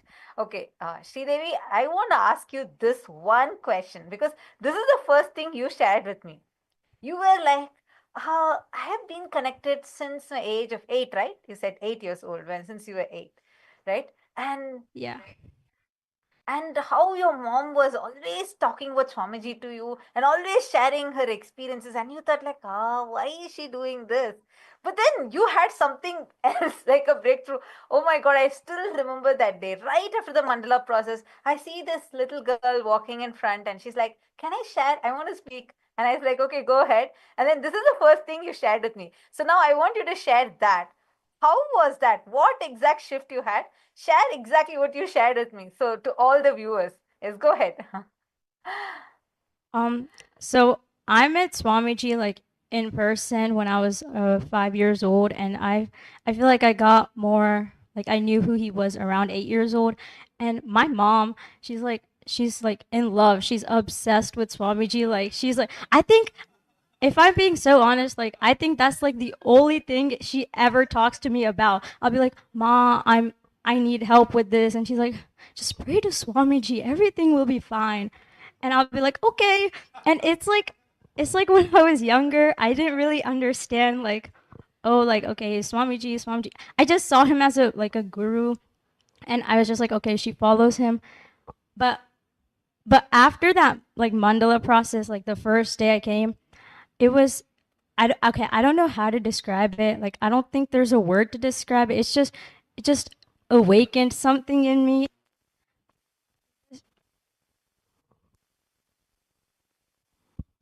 Sorry. It just like I don't know, something like inside me awakened. It just made me realize like if I got closer to Swamiji, like how many things I could achieve. And it just I just felt so like awakened and happy during that mandala process. So like just thinking about like my future with him, it just makes me like I don't know how to describe it. I don't think there's like words to describe it. It's just there. It's a feeling cuz like some feelings you just can't describe. There's no like description. There's no words to describe it. You have to like feel it to understand it. I remember you told me like right after the process, she was like not stop. She's like, I'm unable to stop smiling. That's how she was. And then she came and told me, now I understand why my mom goes. I used to think she was just going gaga over Swamiji, but now I understand why. And now she's like, I don't have words to express it. Thank you so much for sharing so many beautiful things, Sridevi. It was wonderful to have you here, and would love to keep seeing you more and more and more in all the programs and see you grow more with the grace and blessings of Swamiji. Thank you so much. Thank you so much, Ma. Yes. Nithyanandam, Sriram, go ahead.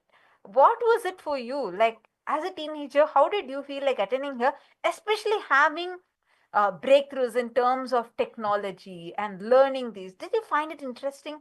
What was it so unique for you to attend this program? Nithyanandam. So the technology and all the breakthroughs about technology, it was very interesting, I would say. At first I was like, oh, I know a lot about technology. I know like a lot, too much that my mom wouldn't understand. That's what I felt like at first. So after learning more about AI, because I never really used it, I never really wanted to. But after learning more about I found out that it could help me with a lot of big things that I really wanted to finish fast. So I really like, thanks Momiji, my mom brought me here because I finally found out about AI and how to use it better than it's supposed to be.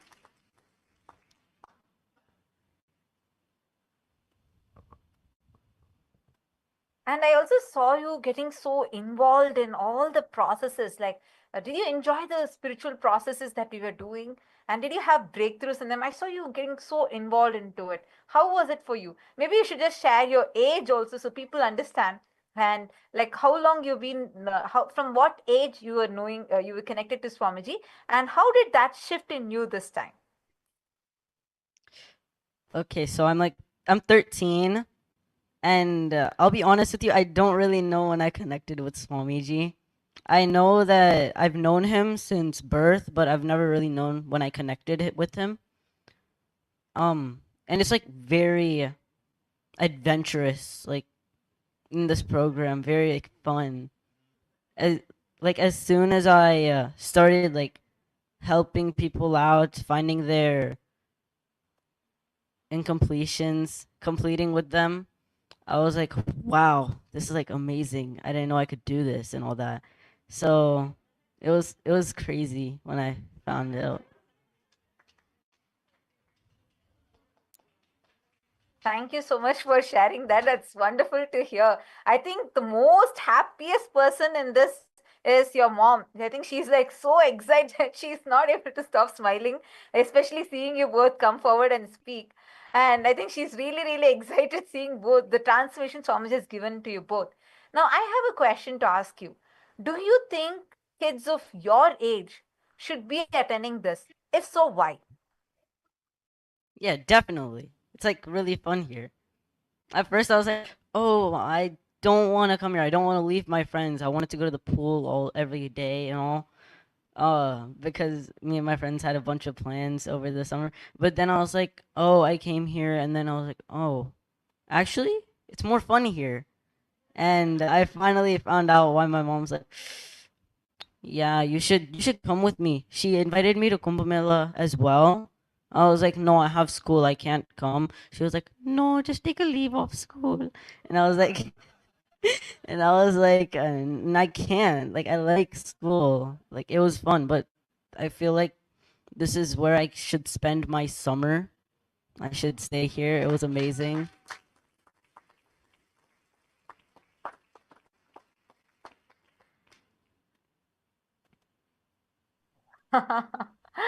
See how happy she is. Your mom is like, she's smiling the widest behind you right now. She's like, okay, finally you listen to me. Now, thank you, Swamiji, for actually getting them. I think that's the mind voice that's running in her. So beautiful. Thank you so much, Shriram, for coming forward and sharing that. It was really nice to see, have you both here and also see the transformation you both had. I want to add one thing, Ma. Before we come here, really, my both kids are addicted to the electronics. I couldn't able to take out their electronics from them. If I if I take the remote and he's going, I mean, my son is going to find the phone. If I take the one phone and he's going to catch hold of his grandparents' phone. I was literally crying. How can I keep all these electronics away from him? But Swamiji did all these things. Now I'm seeing he's touching the electronics, but he's using the electronics for the purpose, not for the unnecessary things and wasting the time. That I have seen the transformation and the involvement, how much he's involving here, that is also keep me happy.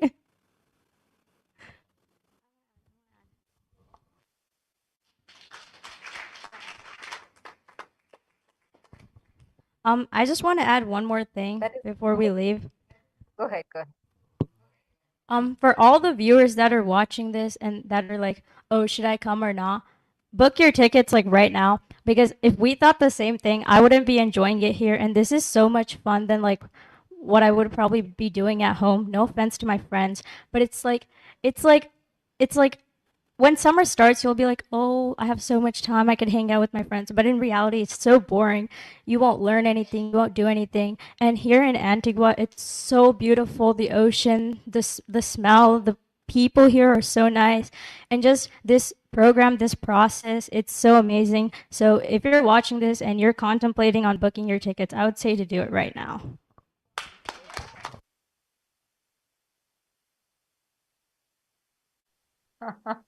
Thank you so much for this beautiful sharing. It was really wonderful to hear from all the three of you and also see the amazing, amazing transformation that Swamiji has done.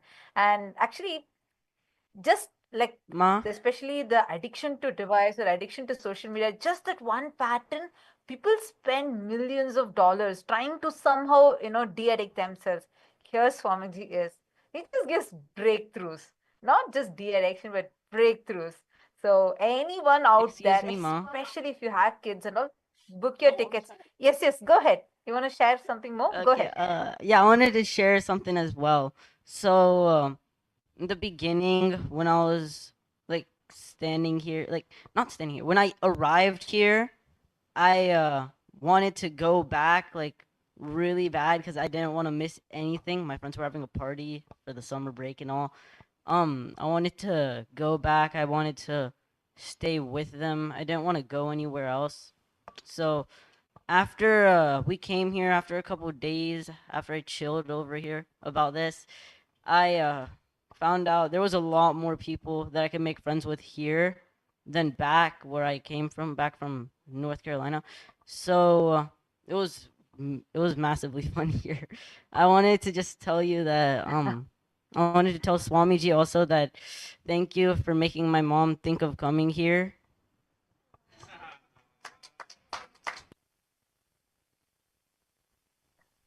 Thank you. Thank you to Swamiji, and thank you, three of you, for coming and sharing this so beautifully.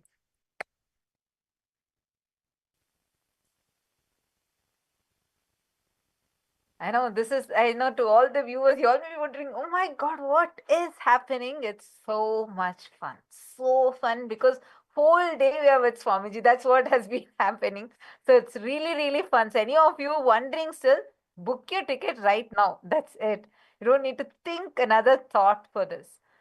Okay, so the next person we have joining with us who has been connected to Swamiji since her teenage, since she was 14, and since the year 2009, from Kailasa, Houston, Texas, USA. And she has attended Inner Awakening since July 2011 and various programs subsequently. And she has been a very core part of the Sangha and been active in doing various things. She has attended so many programs. And she had multiple breakthroughs in this season, in this program. So joining with us, we have Ma Nitya Shakti Rupananda, who's here to share her profound transformation with us. Nithyanandam. Nithyananda ma. So, how are you doing and how was the program for you? I see you always widely smiling. So, wanted to hear from you. How was the experience like? I can just share that the experience in this UANPSS was really amazing. I think all of us in this program can agree that this is the most powerful program that we have ever been through.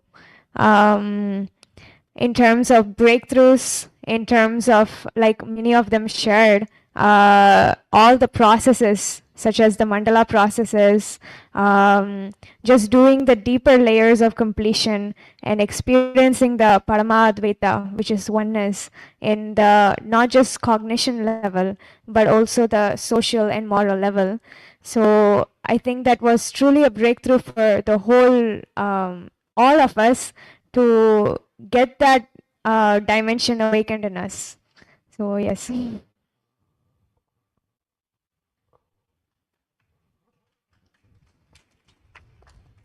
That's beautiful. Actually, I know you all, especially the US team, usually like you're as different zones, but this time you all were like, no, we are Kailasa USA, and you all wanted to come together. And how was that for you? And how did you experience the completion with others? How was that experience for you? Because especially given that you've done That the was, Parameshiva yes. Sena earlier, you've done the different programs. What was so unique this time? Actually, that was something that was really, I was actually really hoping that we were going to have a teamly as a Kailasa USA. So when that happened, Shaktirupa felt so happy about it. And also, Shaktirupa felt very happy to have such a large team of, we had like 23 people. And just for each of us to provide listening to each other, which Swamiji said it's literally like giving a hug to the other person through your listening. To have 22 different people just providing that listening to each one of us for each step of that way, and having that collective integrity, which is basically where all of us are um, in that oneness and collective space, where even if one person is not there, we take that responsibility that we are all present and there for each other, was really amazing. So that was something that I truly enjoyed, and I'm so excited that I was part of that and I have that in me to take with me back home. So yes. So beautiful, Ma. And how are the darshans in this? Especially having Swamiji sit with us the entire day. And like you keep hearing, suddenly Swamiji is like, Om, Om, Om. And then suddenly her Swamiji, you see Swamiji and with that beautiful smile and having that opportunity to personally speak to Swamiji. How was all this for you? It was really amazing just to know that Swamiji was literally there the whole time, and whether he was physically there in the forefront of the processes or he was just kind of in the background, He was there all along, just helping us get, the breakthroughs and constantly doing his whatever he does. And just to also see Swamiji on video was really amazing. After a long time for us to have those processes and experiences where we just get to sit with Swamiji like that, like just to talk to him, or he's just kind of sharing different things, was really nice. Thank you, Ma. Thank you for that beautiful sharing. I know I see you always so excited, especially like these processes that Swamiji is doing, and I saw you so excited being this as one large teamly. And what would you share, especially for the people who have attended the physical programs before? Do you think they should come and attend this program? If so, why? I think no matter who you are, whether you have attended a physical program before or you have never attended a program, no matter which category you are, you need this Paramashiva Sena program, because sometimes we don't even know what we need or what our higher potential is till we are here in a program like this, sitting in Swamiji's presence and realizing, wow, I am not just this small identity, but I'm Paramashiva. So just to experience that dimension of ourselves that we didn't even know existed is really amazing. So nobody should miss it. And I hope that everybody attends this program for themselves. Thank you, Ma. Thank you so much for that beautiful sharing. It was wonderful hearing from you. So, all the viewers, whoever wants to come and attend, I just want to reiterate this. This program has been sponsored by the Chitsabha members, so you don't have to pay anything. You can directly come and attend. Your food is being taken care. Swamiji is completely taking care of your food, and every process will be made available for you. We have been having the mandala processes. Oh my God, that have been so intense. And the Aushada baths, the yoga, the Charyapada is just so powerful. So anyone out there, you only need to book your tickets right now to Antigua, fly to Antigua, and just fill up the form that you're seeing on the screen and rest. We will connect with you and you will just have the best experience. Book your tickets now and make sure you find your accommodation there. That's all you need to do. Everything else will be taken care for you. So the next person is, thank you, Ma Shakti Rupa, for that beautiful sharing. And now the next person joining with us from Washington, Ma Nithya Devananda, who met Swamiji in 2007. And from that time, she's been attending so many different programs and got so many amazing spiritual experiences with the grace and blessings of Swamiji. And now, after all that, she came and attended the last season, just in the month of May. She attended the Paramashiva Sena program. And in the same season, she had amazing transformations. She was in Los Angeles. And then she immediately, the moment she heard about Antigua, she immediately flew to Antigua and she was here attending this program as well. So I'm really excited to hear because she has had amazing breakthroughs being here like 2 months continuously, right? So how was it for you? What transformation you had? And what are the experiences you had? So Ma Nithya Devananda, go ahead and share your experiences with us. Nithyanandam, Kailasa Rajkumari, Tattvapriya. Yes, I attended PSS for 18 days last month in LA, and then came here and completed the month of the UAN PSS, and it's been incredible. I'm really missing Swamiji, and being in Swamiji's presence and his divine energy field has been beyond words. Thank you, Swamiji. And we've had a lot of powerful processes and meditations and detoxification, and amazing people from all over the world are here. And our US team lead is incredible. And we're working together on a project, and we're in collective integrity on it. So I think we're going to accomplish it. And I just wanted to express my love and eternal gratitude to Swamiji for all that he's given and shown us. And thank you so much, Swamiji.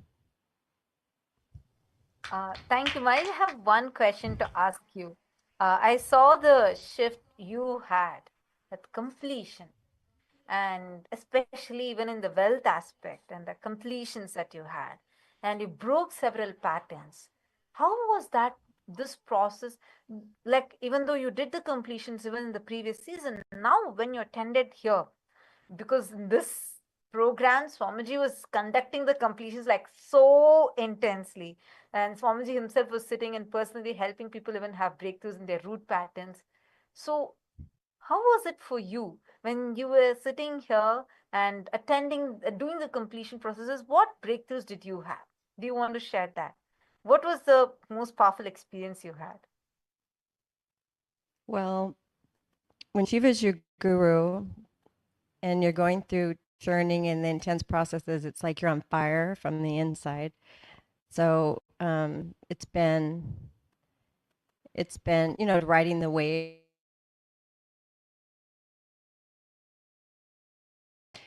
And I actually was able to write several things down this time because sometimes the experiences you have are beyond words and it's hard for me to put words to them. It's almost like you have to experience it and there's no word big enough to explain like the experiences you have. It's hard to explain it to other people, but I can't, I'm having trouble with that, putting it into words, but I think I saw how in one of the exercises we were doing, how the lack of my collective integrity affected the whole group. That was one thing that was a blind spot that was revealed.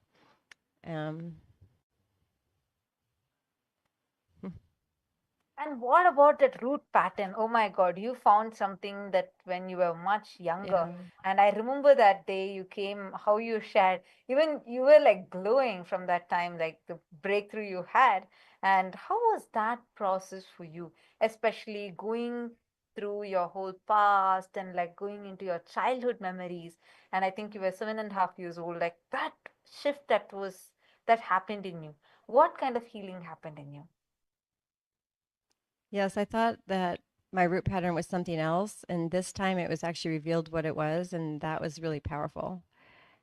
And the science of completion helps you go beyond these patterns and transform into, creating a different life. So yes, thank you so much for all your help with that, Swamiji, and all of you. Thank you, Ma. Thank you Thank so you, much for coming Nithyananda. forward and sharing. And it was really beautiful to hear this experience from you. And actually, many of you who are there, who want to have the shift, like, see, many times it'll actually take several processes for you sometimes to find that root pattern. In this season, Swamiji himself had personally been guided people, participants, to have identified their root pattern, to have the completion of the root pattern. It was like so intense. Actually, when I just tried to recollect back, I got the greatest blessing of being one of the acharyas in this program. And like I was witness to the transformations that people had, especially when they're coming and like when you see them day one and suddenly you see them in just a few days, they're like completely new person altogether. And actually one such participant is right here with us, who came as Thomas and now he is Shri Jnana Bhakti, and like such a powerful blessing he had. And he was new to Hinduism, and like he met Swamiji, I think, in just 2 years before in Guru Purnima, and that's when first he connected to Swamiji. And then I remember how he had even earlier shared he had done Paramashiva Sena programs, and he had phenomenal transformations. But this time, he has had experiences like starting from his very coming here, like all the way from the other end of the world. He's from New Zealand, and he's coming here to Antigua. And how was that journey like? And what powerful experiences and transformations he had? So this is what I'm waiting to hear. Nithyananda Shri Bhakti Ayya. Go ahead. Nithyananda, thank you very much for the privilege to share this evening, and gratefulness to from Bhagavan, who has just meeting Bhagavan has just absolutely transformed my life. So it began before I even came here. You hear that there's a program happening, and you can look at it and you can say, do I want that? Or you can say, I need that. And that's what happened to me. It happened to me before, because I went to the Paramashiva Sena 2 program in January, and that had a profound effect on me. And I want to speak momentarily to the other attendees that went to Paramashiva Sena 2. There are a couple here, but there could be more, and there should be more. I want to tell you what's happening here, because it is very different. Insofar that we talked and were introduced to the concept of powerful conscious habits at Paramashiva Sena 2 in January. They are being practiced here. You're being shown how to continually include powerful conscious habits in your life daily. Yoga, first thing in the morning, and Nitya Yoga is unlike anything else. My skeleton dance apparently is to be admired. Probably the least skeletal looking person in the room. But yeah, put it on TikTok, you'll get 2 million views, they reckon. But yoga is just transformational. And doing puja in the morning, and then going all day, spending time with Bhagavan and getting all these cognitions, these completions. That's the one thing I want to share with everybody. I'm new to this whole Hindu experience. I was 40 years a born-again Christian. And when I met Hindu people, they introduced me to concepts I'd never heard before. I am Paramashiva, you are Paramashiva, we are Paramashiva, that rock is Paramashiva, that bird is Paramashiva. And I started talking to birds and trees. I truly did. But you see, that is inherently Māori. I'm of the indigenous people of New Zealand, and I rapport immediately with it. I've got to say that if you are a seeker, if you are looking for transformation and change, if you are looking for enlightenment, you will find it here. You may not know any of the terms. You may be a little bit taken aback by some of the practices here. They may seem strange, unusual to you. Don't worry. That's a Bhagavan term, isn't it? That's a Swamiji term. Don't worry, I'll take care of it. And he absolutely does. But come here and you will be transformed. And as I say, it started before I even came here. I had to manifest and go past all the objections to coming here. One of the questions, as I mentioned, I was part of Paramashiva Sena 2, was why would I go to another program, another development program, shortly after, just a few months after having gone to that one? Well, I expected, because we've included something called Raj Sabha, which is representatives of KAILASA. Now, when I, as was mentioned, met Bhagavan at Guru Purnima less than 2 years ago, two things I saw. First, I saw him, and I saw him as love and compassion. That's all I saw. This entity is love and compassion. That intrigued me. And then he started talking about Kailasa. Now, when he started talking about Kailasa, that caught me. That vision, the scope of that vision, the potential of that vision to transform the world is incredible. Incredible. And so I got caught in that, became part of Raj Sabha, and I saw the UAN component of this program. I thought, yep, the United Ancient Nations, Indigenous Nations, I want to know about that, because we have lots of indigenous cultures in the South Pacific, and I want to be able to help them. And I believe that Kailasa can and will. I believe that the Supreme Pontiff of Hinduism can help the indigenous nations of the South Pacific too. So, okay, I'm going to go. What I didn't expect was the intense personal transformation. First up, I'm no longer Thomas O'Leary. I am now, that's Jnana Bhakta. Jnana Bhakta means, and I went to ask Nithyananda to find out and have clarification around that. For me, devotion to devotion. Something happened when I first arrived. Two things that were different from the Paramashiva Sena 2 program was the male sannyas. The male sannyas were here. They weren't at Paramashiva Sena 2. And I'm not a fanboy. I don't, get giggly about rock stars or movie stars or anything. But when I saw these guys, I realized they're my rock stars.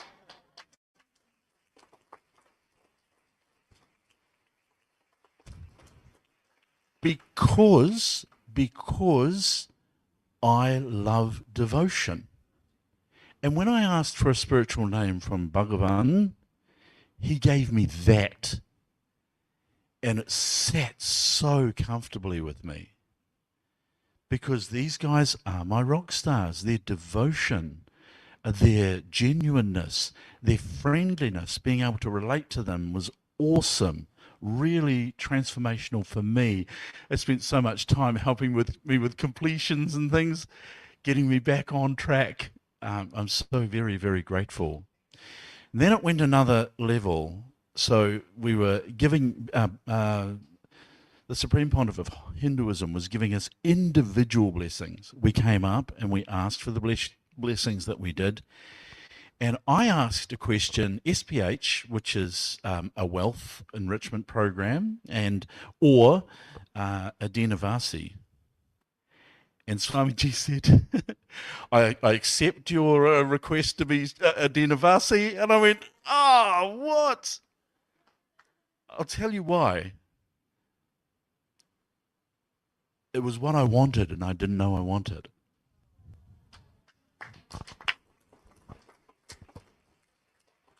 Now, having a new name, I explained to family through Facebook what that means. That highest potential, highest consciousness.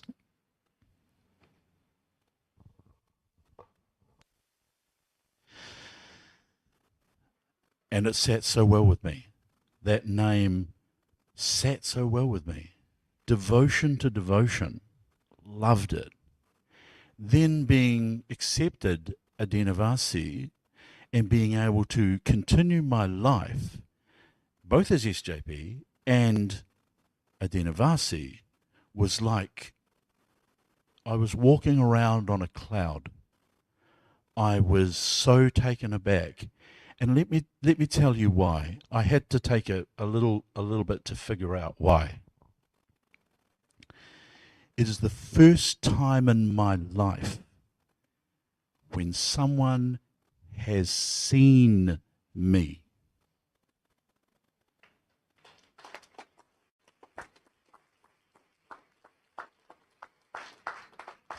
Seen the real me. I've had close relationships, marriage, close friends, but no one has seen the real me and activated it, enriched it, acknowledged it, and valued it like Bhagavan Shri Nithyananda Paramashiva.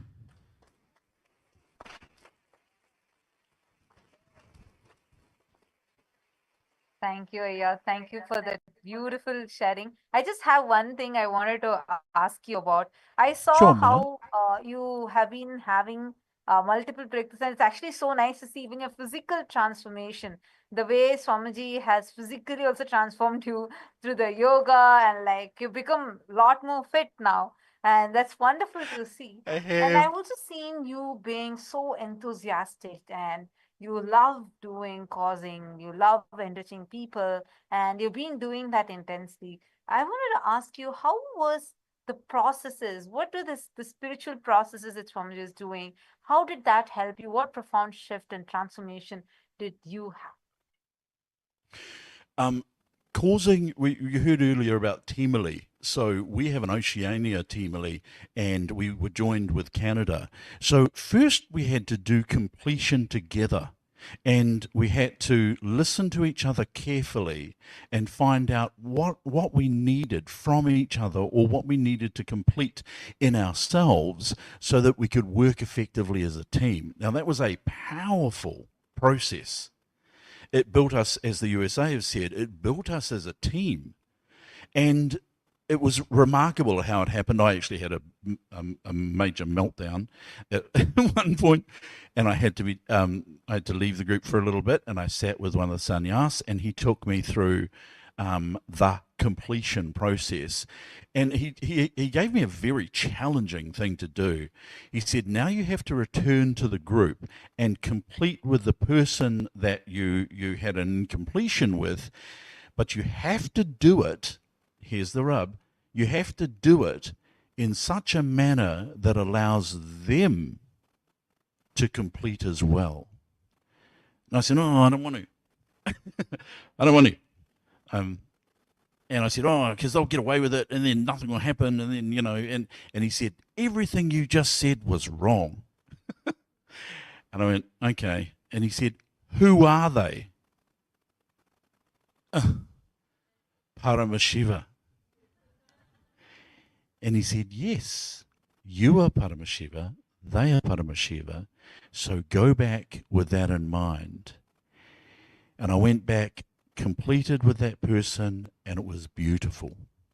She completed with me too, and it was just awesome. And then we could move forward. And we could move forward as a team, all thinking along the same lines. I did not expect this program to be as personally affecting as it has been, and I return Jnana Bhakta.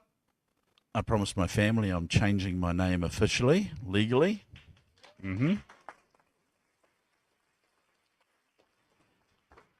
Because that's who I am. And what Swamiji has blessed me with, shared me with, added to my life, has changed my future. My future is very different looking from here on, and full of hope, full of opportunity, full of adventure. Like young Aya, there's lots of adventure here. There's lots of fun to be had. New friends, new Timali, oceanic Timali, a lot of traveling involved. We have to go all through the Pacific Islands. What a hardship, eh? To have to travel to all the Pacific Islands to talk to the indigenous people. We'll do it. We will do it. And I will just love it, every step of it. Thank you, Bhagavan. Thank you. Thank you, Swamiji. Wonderful. Oh, I had to say, we had a yoga competition, right? And so there were lots of winners of the yoga competition. I tell you, it was the humblest awards ceremony I've ever heard. There was no one showing off, oh, I won. No. Everyone was, thank you, Bhagavan. Thank you, Swamiji. It was so beautiful. The humblest award ceremony I think I've ever attended. It was beautiful. Beautiful people. Nithyananda. Thank you, Aya.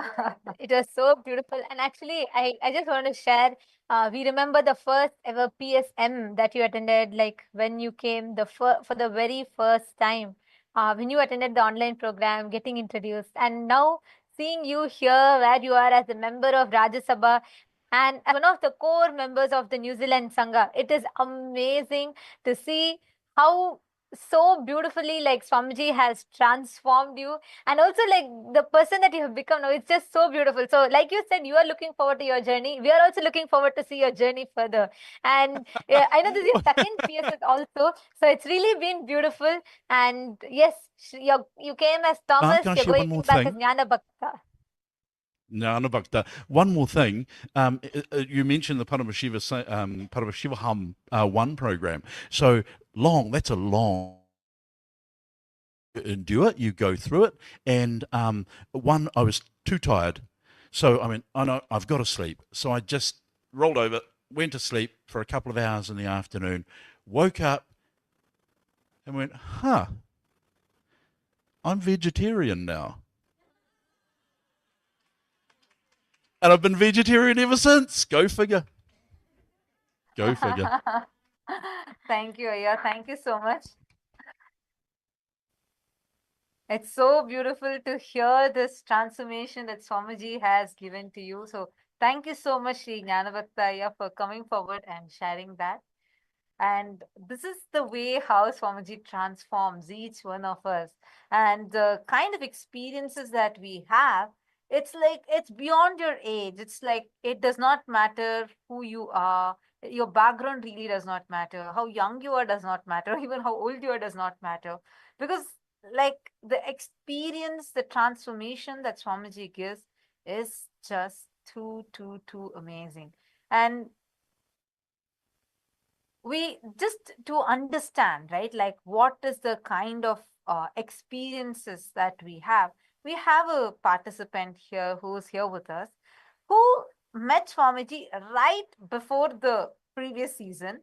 He actually met Swamiji just 2 months back, and he's a 24-year-old person from Los Angeles, USA, and he met Swamiji and he attended the previous season of Paramashiva Sena. And just as I introduced him, I just wanted to add one line. Like he was attending the previous program. He got to know some just last month, right? And he was attending the program. Halfway through, he heard the announcement. Swamiji is starting the program in Antigua.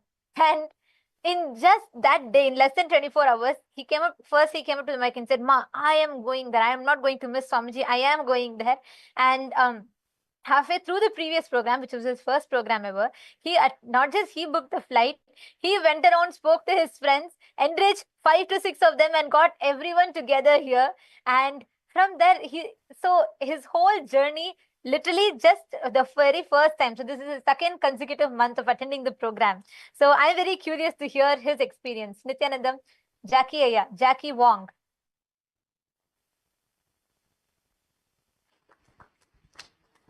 Hi.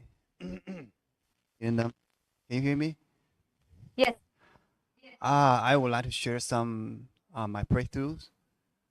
The first one is communication. Communication.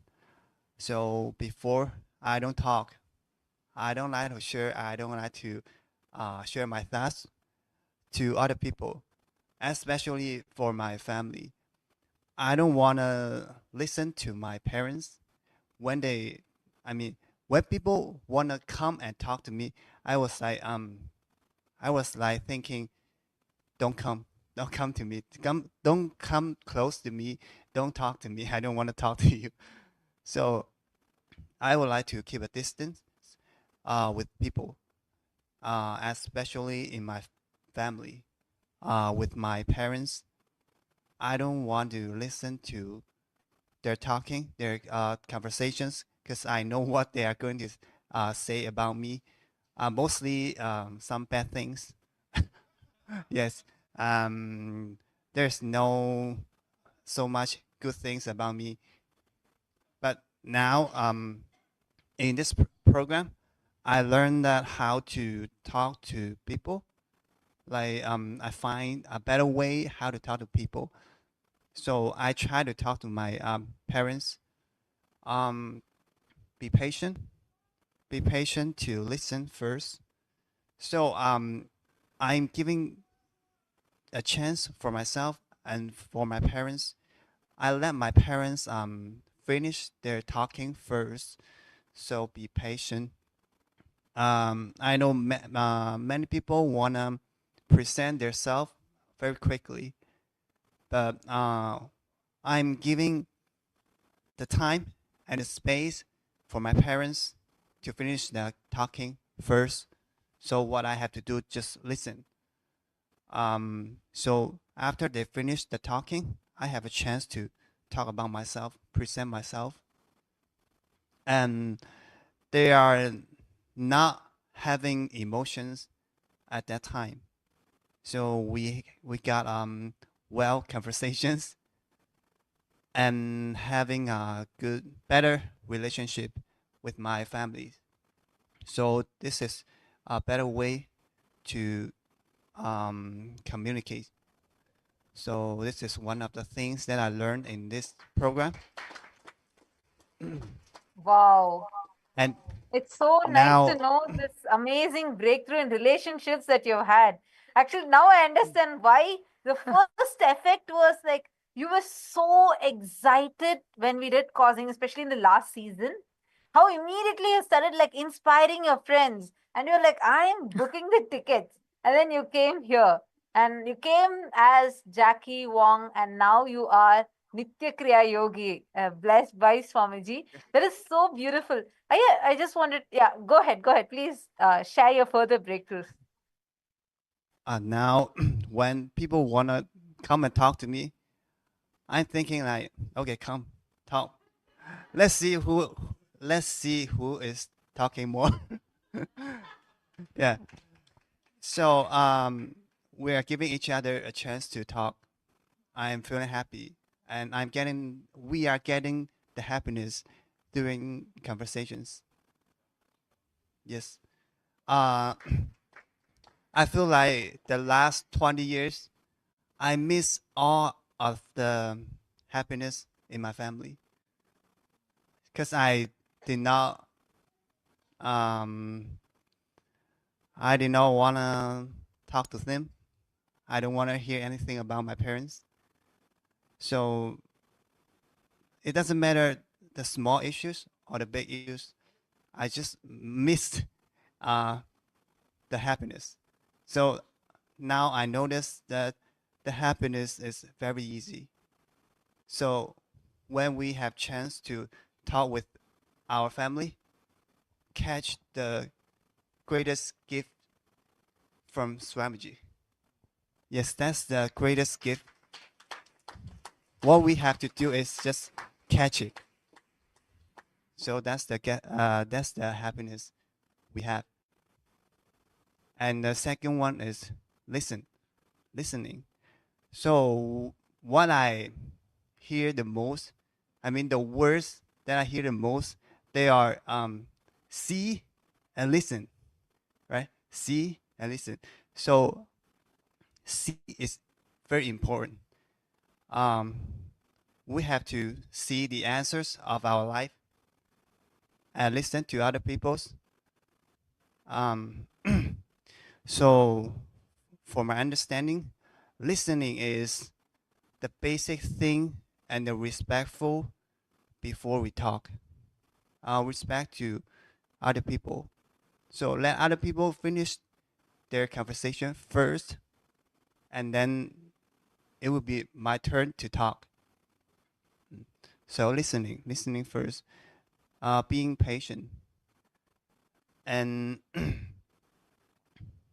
yes, and I want to share about the causing part. I feel like we are not, as what Swamiji said, we are not selling this program. I'm not selling a product. I'm trying to help other people as much as I can. Not only about telling people to come to the program. It doesn't matter how many people you cause to come to the program. I want to help them first. I want to help people to find out the problems, to see what is the real me and real you, so they know how to progress instead of just telling people to come to the program. So helping first. Try my best to help the people that I'm causing.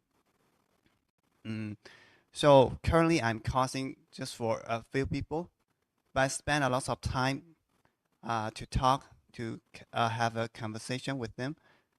I see how they progress every day, like daily. So this is a great experience for me. I didn't causing for a lot of people, but I see the people that I causing, how they progress faster, very quickly. So this is the way how I coach people. How this is the way how I do coaching. And the last thing is about yoga. So yoga is meditation for me. So just empty my mind when I'm doing yoga, and it makes me progress. I mean, yes, progress and increase my energy. So I will be doing yoga.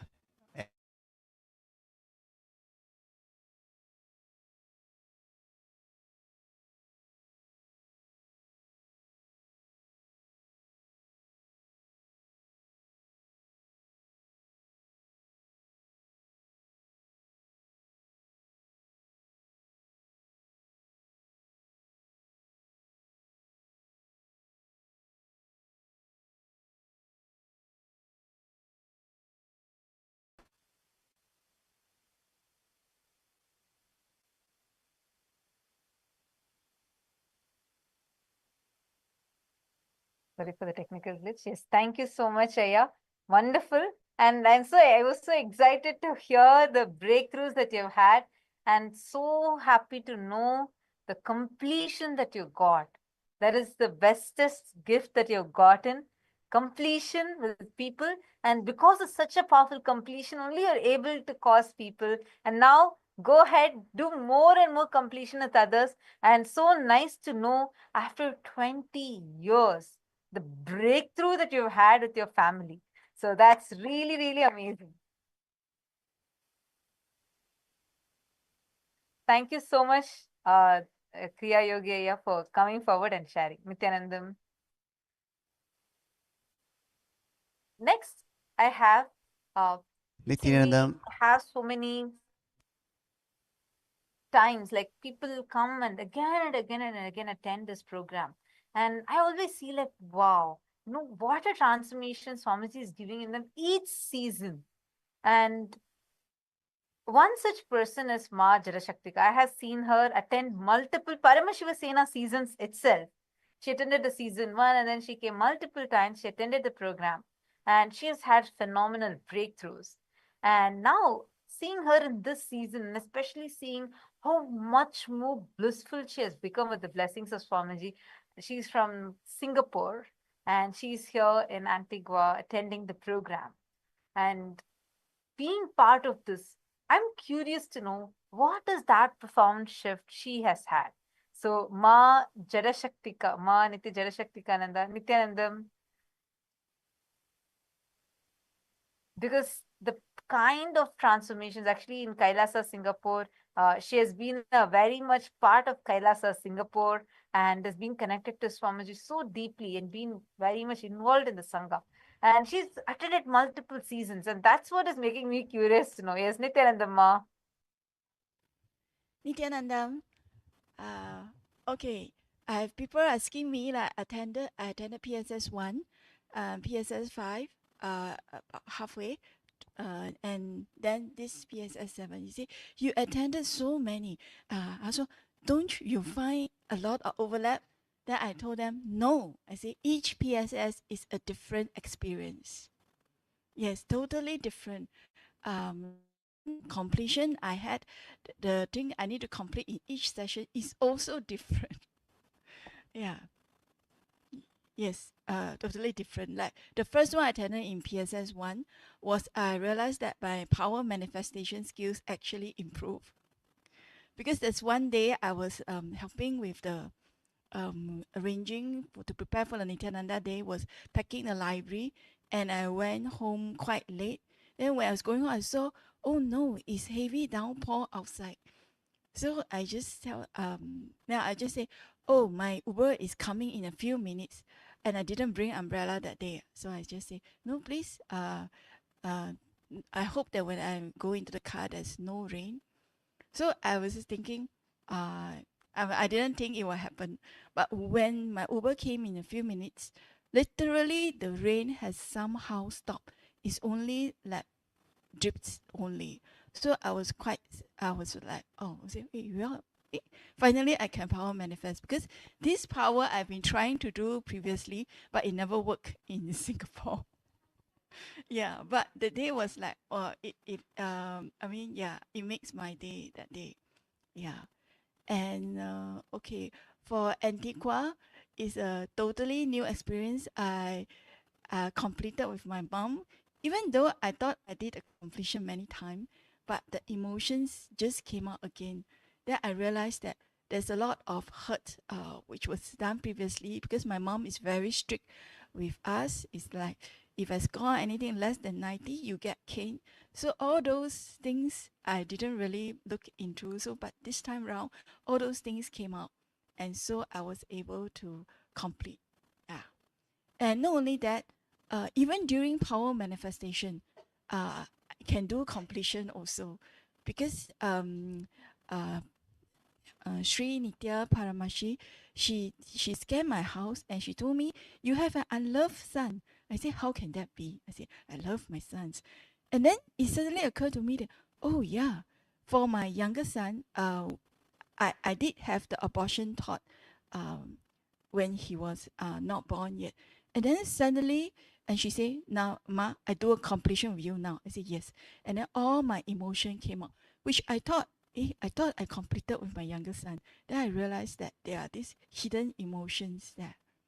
So this is very important to me. So it's like each PSS is different completion. And in PSS 5 is collective integrity completion, that I realized that, wow, I got so much hidden completion that I need to do. So it's all different. And this one of the important breakthrough to me is that I realized why I could not manifest wealth. And thanks to one of the devotees sharing, she was saying she focused so much on Sangha work, and why, is her wealth is dropping. Then I was thinking, oh yeah, me too. Then I was thinking, I focus mainly on Sangha work. Then Swamiji said, no, you cannot just focus on your Sangha work. You need to be successful in your own personal work too. Then I realized, yeah, because she dropped her own business to focus on Sangha work, it turned out worse. Then I was thinking, oh yeah, and I just do part-time work to supplement. I mean, I thought, yeah, I should focus on Sangha work, and I just do part-time work on the sideline just to get through. Then I realized, oh yeah, I should develop my own business too. Then I always give no time. I should focus on Sangha work. Then I realized, oh yeah, that's where my wealth is stuck. And not only that, I learned AI tools here. I was using the Nithyananda, his Hindu astrology to ask for my birth chart, all this. Then I realized, oh, my wealth is actually related to teaching, to healing, spiritual work, which I didn't think that I can use it to generate wealth. So yeah, this is a major breakthrough for me in this PSS. Yeah, so each PSS is different, and I really wanted all of you to attend. Yeah, yes. Wow. Thank you, Ma. Thank you so much for the beautiful sharing. And it's wonderful to see you and like seeing the experiences, the amazing shifts that you had. You attended the season 1, and then I think you volunteered for season 2, and then you attended the season 5, and then again you were there multiple times to volunteer, and then now you're here with completely new experience. So all the Rajya Sabha members out there who has not yet made it to UAN, it's your time to come too. So thank you so much, Ma Jarashaktika. Thank you so much for coming forward and sharing. And I must say thank you, Nithyanandam. Swamiji. Yeah. Now, to all the participants and the viewers, we thank each and every single one of you. I know there were a few more participants who had lined up and like who were waiting Actually, to we share. have so many people this time that are waiting to share. That's why we are going to organize glimpses tomorrow also, because so many people, the kind of experiences and the breakthroughs that they've had, so many people are like waiting to come up and share. And with that said, tomorrow also we are going to be having glimpses, and all the others who are waiting, we welcome all of you to share tomorrow. Continue tomorrow, you all can come up and share, because the experiences even for us as acharyas in this program, I should not even say we are acharyas, because in this program Swamiji has conducted it fully. And this has been such a unique experience even for all of us. There's so many breakthroughs and so much that we've also learned. So this Especially compared to, we've been blessed to be in the Paramashiva Sena since season 1. And whatever is said and done, this program is just uncomparable. This is so unique and so intense. Like literally the day starts at 6 a.m. in the morning and goes up to 10, and it's like just celebration of Swamiji. Whole day you are with Swamiji. So that is what this whole program is. The main highlight is being with Swamiji for me. And that's the best. This is like a breakthrough even for us.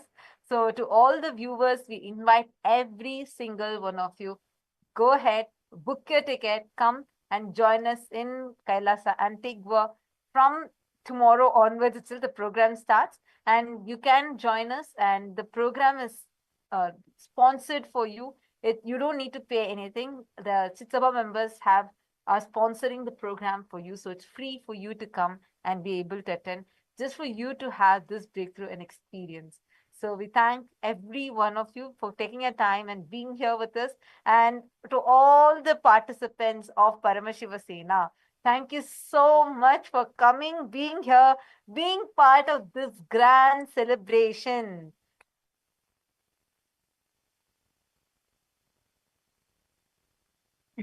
It's so amazing to have all of you here. And I know all of you are going to carry this space continuously, and you're going to enjoy this continuously in your life. So it's wonderful. Really enjoyed having each one of you here, and loving to see the way as Sanghas, all of you are there together and ready to expand with collective integrity. And we'll also be having one more sharing tomorrow, one more glimpses session tomorrow, as many of you are waiting to share. And tomorrow we are going to be welcoming the next batch of Paramashiva Sena in Antigua. So we are very, very excited. And we thank every one of you, all of you who have been here. Now, let us all offer a deep, heartfelt gratitude to the divine lotus feet of our beloved Swamiji, and conclude with the Purna Mantra. Om Purnamadah Purnamidam Purnat Purnamudachyate Purnasya Purnamadaya Purnamevavasishyate. Om Shanti Shanti Shanti. Hari Om Tat Sat Sarvam Bhagavat Shri Nithyananda Paramashiva Padukarpanamastu. Om Nithyanandam. Thank you all. Om Nithyananda Paramashivoham. Om Nithyananda.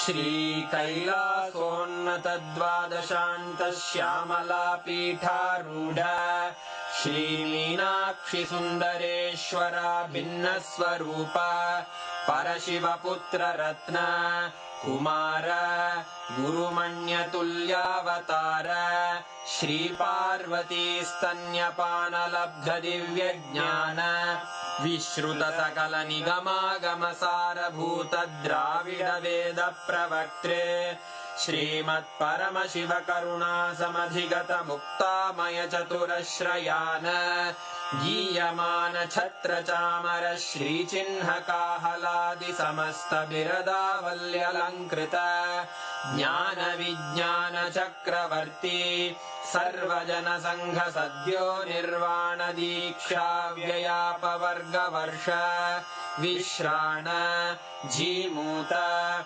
Paramata Kalabhake Sari Shaiva Siddhanta Sthapana Charya Shri Raja Dhiraja Pandya Maharaja Guru Kshapana Shakyadi Mahandhakara Nivarana Jnana Bhanu Vikshana Narharha Dhvajochedana Purvaka Shrimad Vrishabhadhvaja Sthapaka Shaiva Samaya Kartre Sarvajna Pitharudha Shri जगद्गुरु श्री ज्ञानसम्बन्धदेशिक स्वामी वागीश सुन्दर माणिक्यवाचक स्वामिनाम् अवतारभूत श्री ज्ञानसम्बन्ध स्वामी पुनरुद्धृत श्यामलापीठ सर्वज्ञपीठ त्रिनवत्युत्तरद्विशततम गुरुमहासन्निधान अरुणगिरियोगीश्वर परम्परागत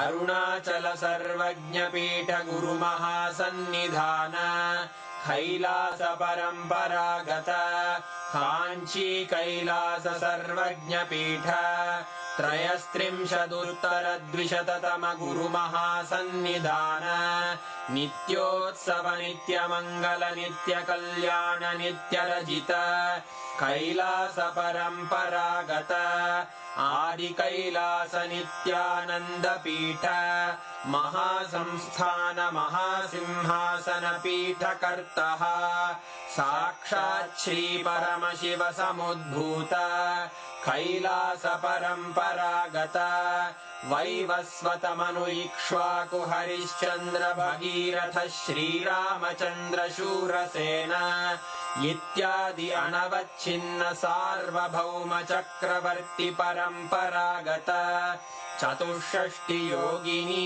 मण्डित चतुष्षष्टि सम्प्रदाय प्रवर्तक मनुधर्म शासन सूर्यवंश प्राप्त सर्वज्ञपीठ सुराङ्गी साम्राज्य मूर्धाभिषिक्त चूडामणे साक्षात् श्री परमशिव समुद्भूत कपिल महागुरु पुनरुद्धृत महानिर्वाणिपीठ अष्टोत्तर सहस्र श्री महामण्डलेश्वर साक्षात् श्री परमशिव सिंहासनाभिषिक्त समस्त गणनायक श्री महागणपति समारंभ अनवच्छिन्न पीठाधीश्वर गुरु परंपरा प्राप्त अटल पीठ अष्टोत्तर